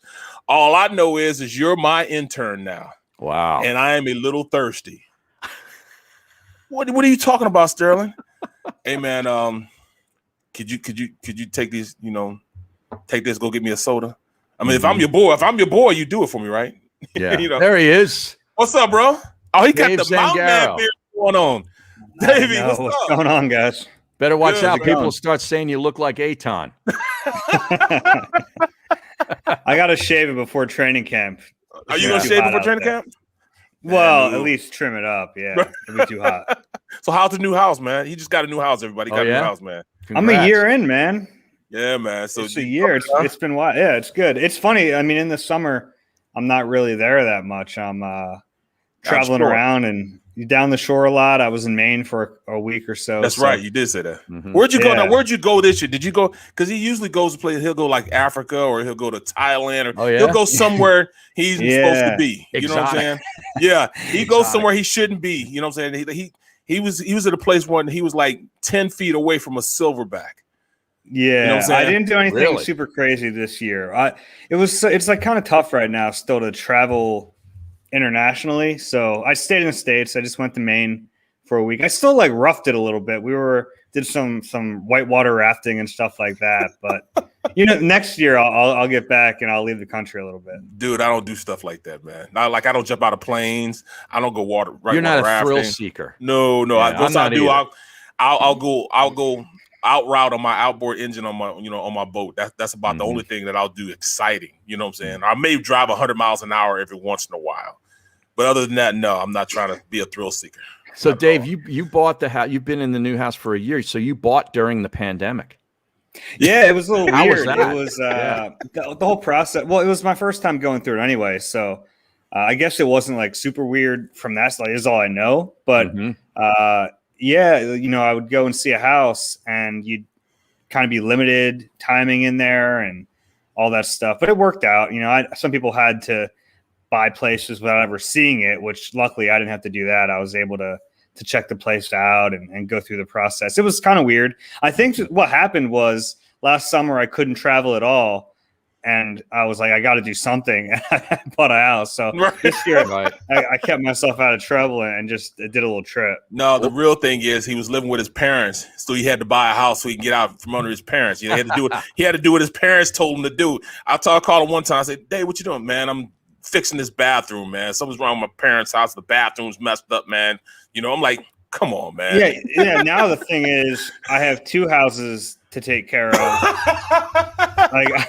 I start mowing the lawn. I got 2 lawns to mow. Well, what's the thing you're most looking forward to getting back to doing as far as covering the football team? Like what aspect of the job that you had to do without maybe last year that you can't wait to get back to? I mean, just even though it won't be completely back to normal, it won't be like we'll be in locker rooms again, but I miss like normal human interaction, and it's kind of cool. Like we're doing this right now remotely and we all learned how to do that stuff. And I think that'll help, but I feel like the players who got there last year, I don't even know, you know what I mean? Right. Like, Jalen Hurts, I've never talked to him face to face. We've talked like this, and which is fine, but it was tough last year dealing with that. And I'm looking forward, even though it won't be like normal this year, it'll be a little bit closer to that. We'll have some FaceTime, even like me just not having a mask at practice so that like a player can recognize, oh, that's the guy who covers the team. He's here every day. I think that helps. I think it helps build rapport. I miss that stuff because ultimately like I cover football and I care about the X's and O's and I care about scheme and all that stuff, but I cover the sport because I like covering people. I like covering interesting stories and building relationships and all that stuff. And I think I really missed that last year. So looking forward to that this year. Yeah, well, that's huge, It's the only thing. It's like You know, and I don't know if we'll ever be back in locker rooms full time. I hope so. I know it's kind of a weird, awkward situation. Barry, you can speak to it from like a player standpoint. It's a weird space because it's the player space, and I always feel like I am invading it, but it's the best way for me to actually get to know these people I cover and for them to get to know me, which I feel like is really important. You know, and last year, and trust you. Exactly. Trust me, or at least allow me to be accountable. Like last year, it was obviously a terrible season, and I had to be critical. It's part of my job to be critical. And I felt like I wasn't being accountable because normally if I'm critical, if I write something really critical, I'm going to show up in the locker room the next day. And maybe no one will have a problem with it. But if I write, say, Barrett, you're playing, and I write something, Barrett sucked yesterday, and I show up the next day, at least you can confront me about it. At least I'm available. You can say, hey, I disagree with that. I don't think you were fair. And I can explain to you why. And I just felt like that whole process was gone last year. And I want to be accountable. Like, I want to be there. That's my thing. I want to be fair. I'm going to be critical, but I want to be fair.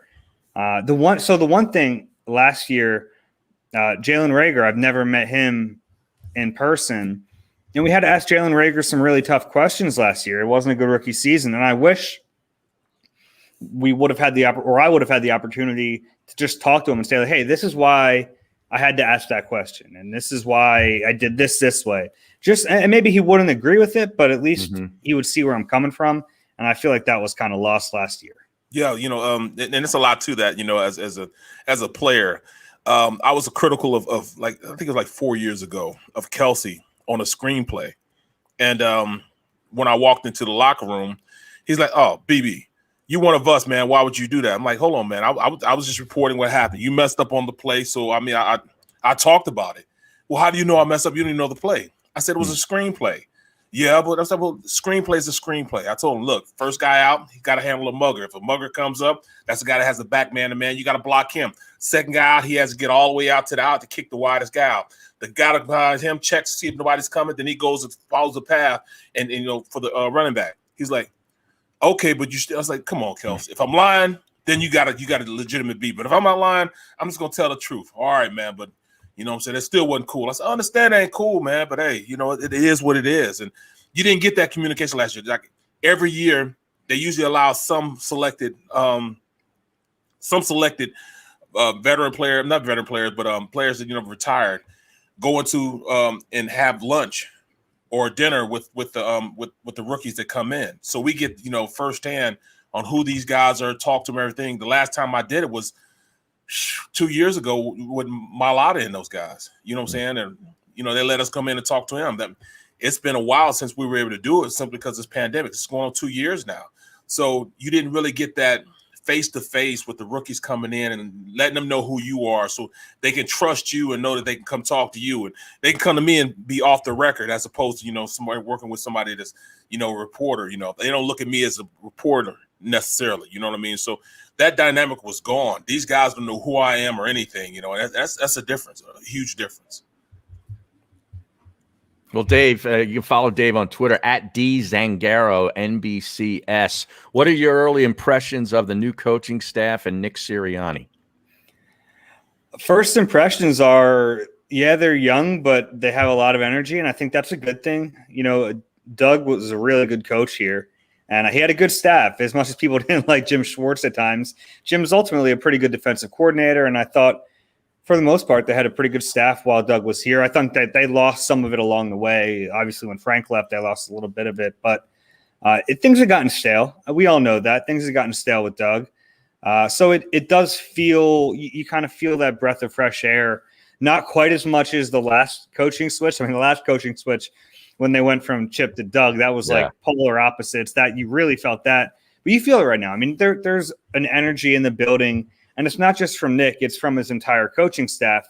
What they lack in experience, they definitely have in youthful excitement. I mean, it's a young staff. It's a noticeably young staff. It's a bunch of guys who are under 40, really. Yeah. There's a few older coaches. Tracy Rocker's a little bit older. Jeff Stoutland's still around. But, I mean, for the most part, this is a very young coaching staff. I think because of that, they'll be able to relate to their players a little bit. It's good from the standpoint that they're kind of rebuilding, retooling, whatever you want to call it. I think that youth helps, but they also are inexperienced. And I think that might show up at times too. You have a first-year head coach, first-year defensive coordinator, first-year special teams coordinator. That's a lot. At least with Doug, say what you want about Jim Schwartz, he was so experienced. He had been a head coach, so at least he had someone like that to lean on. Nick Sirianni doesn't have that. So I don't know how that's going to help or hurt them, but it's something to keep in mind as we watch this season unfold. Yeah, and also looking at, the fact that these players are getting looked at. I don't understand why they're not allowed to come in a week earlier than most teams, because usually if you have a new coaching staff, you get to come in a week earlier than most guys, most of the other teams, in the league, because you have a new coaching staff. Well, for some reason they're not doing it, or they didn't elect to do it. Why is that? Well, they would have the benefit would have been during the spring, so they would have basically had like an extra little mini camp for new head coaches. But because of what happened this spring, and the NFLPA kind of suggesting, maybe is the right word, to teams to not go full in on the off season. I remember the Eagles, through the NFLPA, released a statement basically saying they weren't going to spring. They weren't going to do any of the OTAs. So eventually Nick Sirianni met with a few of the guys, and they came up with this plan to have some sort of off season. They canceled the mandatory minicamp, but they had a bunch of voluntary days, and they had a really good turnout. So ultimately they kind of salvaged it a little bit. It was better than nothing. I think they got a lot of work done there. So that's where they would have had that advantage, is in the spring. But that was Nick Sirianni's first win. Mm-hmm. The fact that he was able to get together with some of his veterans, kind of hash it out, figure out a plan that worked for both sides. And maybe some people will view that as like giving in, but I don't think it was, because ultimately the team got better because they had those quasi walkthrough practices, but they really had the meeting time. They had time to install a lot of their offense and their defense. They had a chance to kind of learn the verbiage. So at least they have that base. And now when they get to training camp, they'll be able to kind of hit the ground running. And the fact that they scheduled 2 joint practice sessions kind of tells you they feel like they're in a good spot, because if they weren't, they'd probably have to use a lot of this summer to learn and to figure out the offense and defense. The fact that they're going so heavy on the joint practices, I don't know if it's a good or a bad thing, but it shows that Nick Sirianni at least feels like they're far enough along that they can do that. Hey, Dave, what is your take on the whole sort of link, if you will, for lack of a better word, between the Eagles and Deshaun Watson, and the fact that it just doesn't seem to go away? It's just mere, connecting dots, knowing that the Eagles might not be settled at that position and they've got possibly 3 first-round picks in next year's draft? Or is it real? Well, I think there's a lot of dots, there's just a lot. I mean, the 3 first-round picks is a really good place to start. Not many teams have that type of ammo, right, to go up and get a guy like that. And also, we know that, look, the entire league values the quarterback position, but the Eagles take that to a new degree, and they have really since they made the move to get Carson Wentz. They figured, like, we need to have that quarterback. We need to have our quarterback. We have to do whatever we have to do to get him. With how aggressive they were from 13 to 8 to 2 to get him, and then spending all the money on Nick Foles as the backup.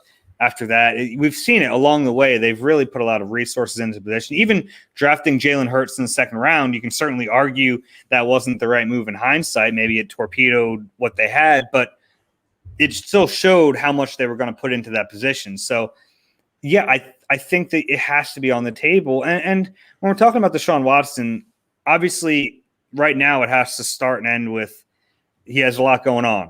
The legal situation is tricky, and until that gets resolved, it's hard to see anything happening. But when you're talking about Deshaun Watson, the football player, the Eagles would be crazy to not be at least interested. This is a Pro Bowl caliber guy. He's an elite quarterback in the prime of his career. There's 5, maybe 6 quarterbacks that you can really call elite in the league. He's one of them. So if a guy like that is available and you have what it would take to get him, you have to at least be interested. And then aside from that, I don't think they're sold on Jalen Hurts. I think that's what this year is for, is to find out if he can be the guy. I think there is some question inside that building about whether or not he's the future of the franchise. I don't know the answer to that. I certainly don't think anyone else does either. It's really hard to. I mean, he showed some flashes last year, but there's a reason he was a second-round pick. And when Deshaun Watson, we know what he is. He's a Pro Bowler. He has Hall of Fame type potential. So it all makes too much sense for there not to be something there. Well, but see that, that to me, I'm confused in the aspect of, what direction this team really wants to go. I mean, they have not put their stamp on Hurts yet. Hurts is still, not really the starting quarterback because they haven't named him the starting quarterback. But, we all know that he is. Why is their confidence level with him so low? I mean, they weren't really with him last year. They saw him out there playing with a second-tier offensive line with no weapons, but yet they won't announce him as the starter. Yet they won't, say he's franchise of the, going forward. So I mean, what do you take of that? What is the problem with just even announcing the starting quarterback? Yeah, to me that thing was silly. Like he's obviously the starting quarterback. Maybe that was to, Nick Sirianni, since he's gotten here, has talked about competition and he kind of trumpets that. So maybe it's just like, hey, we're all competing. We're not going to – it doesn't really help him, I guess, to name him the starter. We all know Jalen Hurts is a starter right now, but plans change when there's a guy like Deshaun Watson available, and they should. I mean, if you have we're talking about what could be a pretty big upgrade, and we don't know what Jalen Hurts is, so it's tough to say how big of an upgrade it is. I feel pretty confident that it would be an upgrade. We don't know what Jalen Hurts is, but the opportunity to land a player who's that good, I think, would change a lot of teams' plans. I mean, I think how many teams in the league would be foolish to not be interested in Jalen Hurts or I'm sorry, Deshaun Watson? A lot, right? Like if you have a franchise quarterback, that's fine, but there aren't many of those guys, really, like true franchise elite quarterbacks. And some teams are tied to quarterbacks financially. If a team has a Kirk Cousins and he's getting paid a ton of money, well, then you can't really maneuver to get a guy like Deshaun Watson. The Eagles, that's where we're talking about all those dots. Everything does kind of line up. They don't have a bona fide franchise quarterback. They do have potentially 3 first-round draft picks. They will have a ton of cap space next season once that dead money from Carson Wentz comes off the books. So I understand what you're saying, Barrett, and I'd like to see them show a little more confidence in Jalen Hurts for his sake, honestly, because we know he's going to be the quarterback this year. That's it. Yeah, the confidence level, man. They're not showing really any confidence. Yeah, I wouldn't worry about. Yeah, I wouldn't worry about his confidence level in himself. I understand, like the team should probably like, hey, you're our guy. We want you and all that. But Jalen Hurts is a pretty confident kid. Yeah, I think he believes in himself. I mean, he thought he acted like the starter when he wasn't the starter. So now that he is a starter, it's not going to change. He's not going to show deference to Joe Flacco if he didn't for Carson Wentz. You know what I mean? And that's not. I'm not saying that was like a bad thing, but Carson was the franchise quarterback here, and Jalen Hurts still came in and acted like he was the starter. So he's not going to not do that this year when everyone already knows he is. Last quick one from me for Dave. How do you think Carson will do? Reunited with Frank Reich and a pretty good team out in Indianapolis? I'm still a believer in his talent. I still think it's in there. He had an awful year last year, and I know that we can make all the excuses in the world for him, and that's the Colts' job now, is to make those excuses for him. But a lot of it was true. I mean, it really all started when the offensive line broke down. I mean, once he got kind of used to having a really good line in front of him, and he's a very good quarterback when he has time. And you can kind of see it he was seeing ghosts a little bit. I think that, he had become so good. A lot of it. That's fair.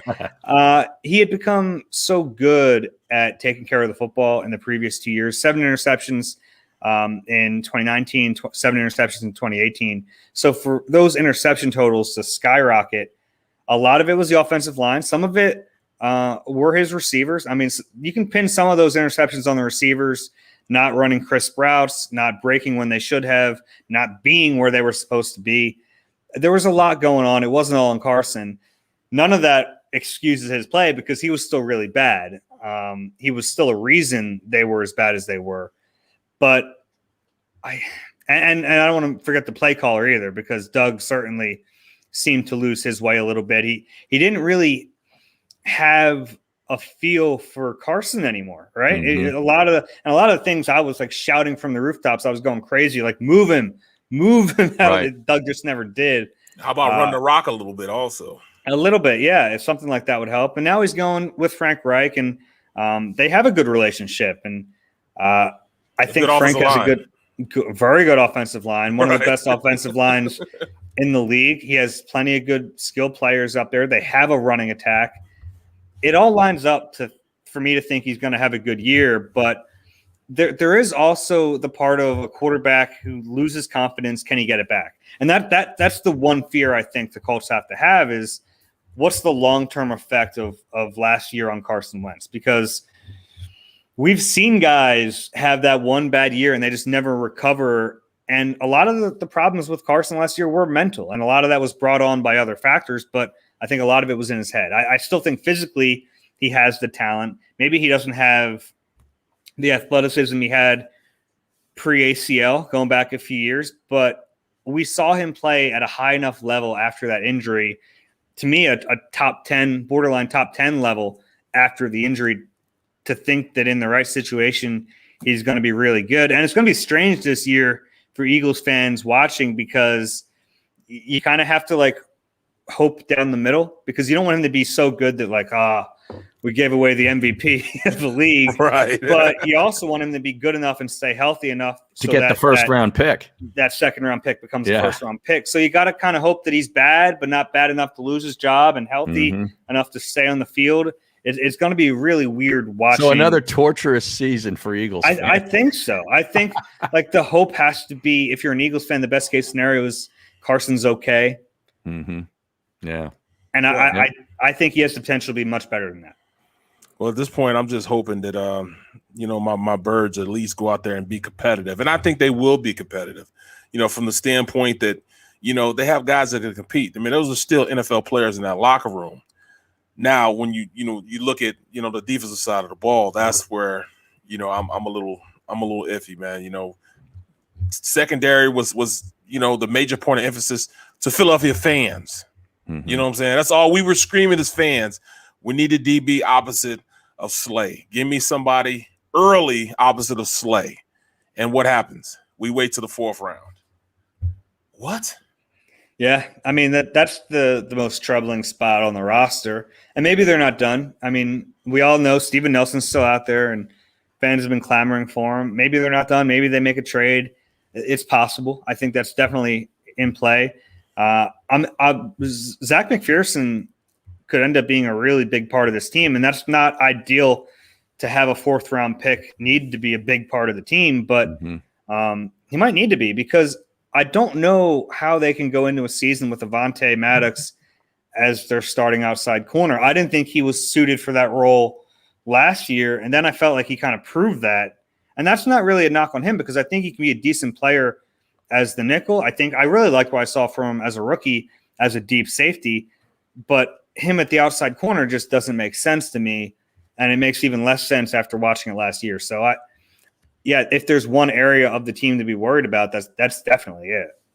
Great stuff, Dave. We appreciate you jumping on, man. Follow him on Twitter at DZangaro NBCS.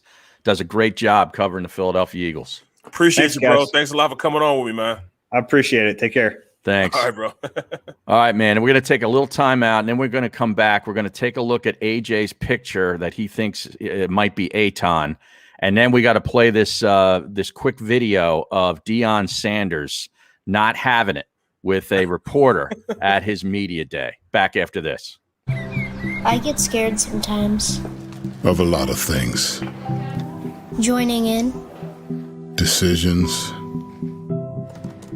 The dark. The dark.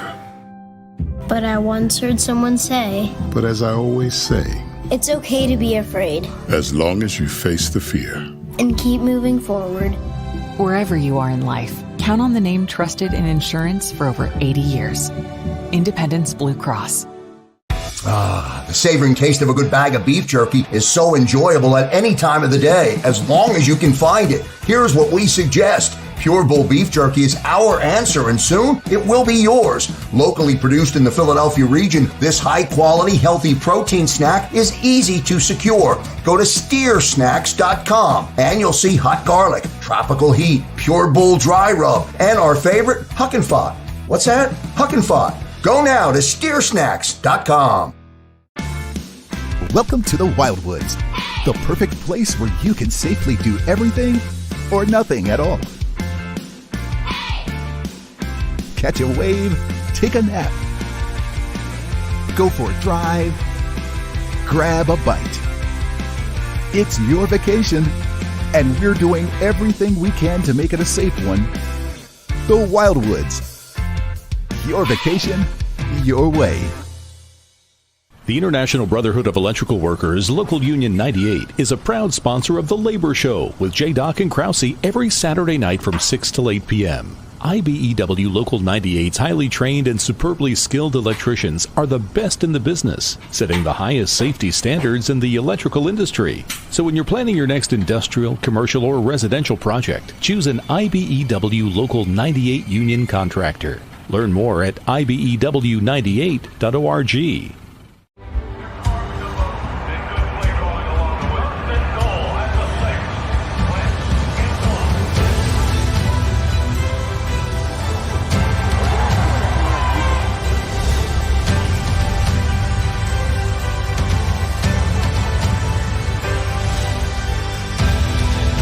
Field of life, First Trust Bank is there for you.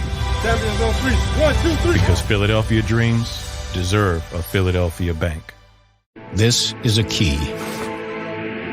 It's a family tree. It's a pair of wings. It's a secret handshake. And a ticket to anywhere in the world. It's more than a uniform. It's the door to a world most people only dream of. There's Strong, and then there's Army Strong. Try it on at GoArmy.com.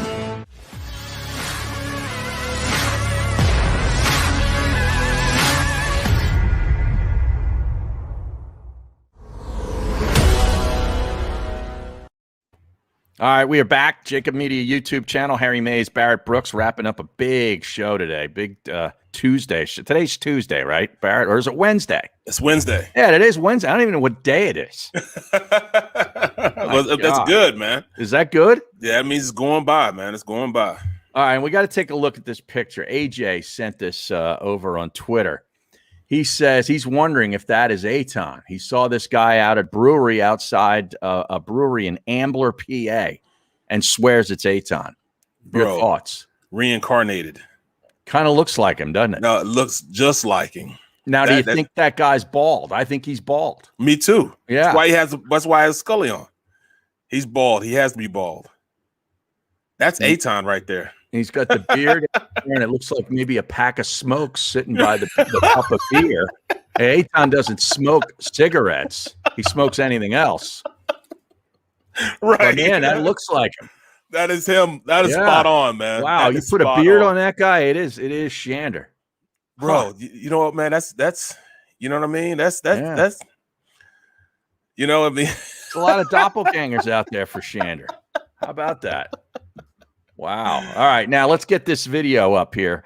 This I saw this morning. This was, I guess it was either taken this morning or yesterday at the, what's that conference? Southwest Athletic Conference? SWAC. Yep, the SWAC. And, you know, Dion, I think he got the job last year at Jackson State, right? Played his first year. They played in the spring instead of the fall. It was Jackson State, right? That was where Walter Payton went to college, I believe. Mm-hmm. He's now the head football coach, and he's meeting with the media. And once we get this started, once we play it, they're going to go to this guy. Nick Suss is the name of the reporter, and he works for the Clarion Ledger. And take it away. Suss, you're up. Hey, Dion, I was just wondering if you could. Hold on. Let's back up a little bit. You don't call Nick Saban Nick. Don't call me Dion. I call Nick Saban Nick. You don't. No, you don't. No, you don't. That's a lie. If you call Nick Nick, you know you get cussed out on the spot. So don't do that. Treat me like Nick. Okay, Dion. Just He's out. Right. He's out. Now there's a lot to digest there. Okay. When I pretty much started in radio, I was advised by Mike Missinelli, don't call a coach. Call him by his name. Call him by his first name. And I've always done that. Okay. And it's not out of disrespect. It's just about like, he's not my coach. I'm doing a job here. I don't play for the guy. Okay. And I never had a situation or an encounter like that where the guy got upset with me at all. I mean, it sort of made it a more personal conversation when I'm addressing, Fran Dunphy as Fran instead of Coach Dunphy. Well, you know what? I go the opposite way. I call him Coach Dunphy, Coach Sanders. I think it's from a player's point of view. And he's thinking like a player as opposed to thinking like a coach. Coach Ross, Coach Peterson. I never called Doug. Coach P. I might abbreviate or some Coach P or something like that. But I think he's thinking more so how he approaches a coach from his standpoint. Okay, but see, this guy's been always known as Dion or Prime his entire life. Okay, it's always been Dion, and Prime. It's never been Coach Sanders. Now all of a sudden he's a coach, and he wants a reporter to treat him like Nick Saban. Nick Saban's won 7 national championships. Are you kidding me?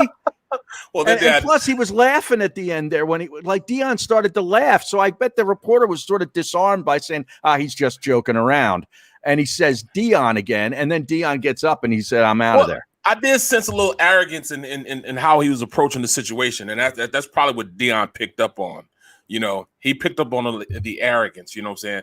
But like I said, even now, I'd call him Coach Prime, or I'd call him Coach Sanders. Or even Coach Dion. But I wouldn't necessarily call Dion.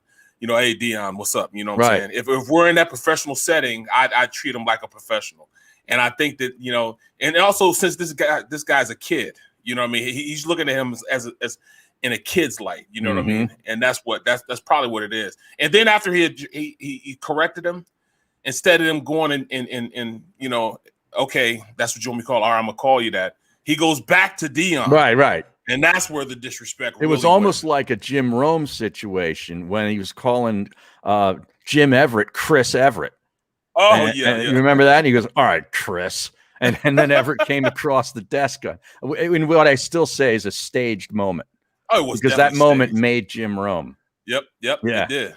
I remember watching. I was living in North Carolina then. I was like, holy crap. Did that put just him on happen? the map? Yep. Yeah. Put him on the map. Yep. It's incredible.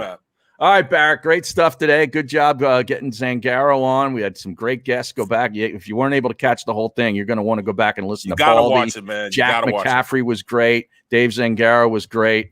And we'll be back. We'll be back to you tomorrow.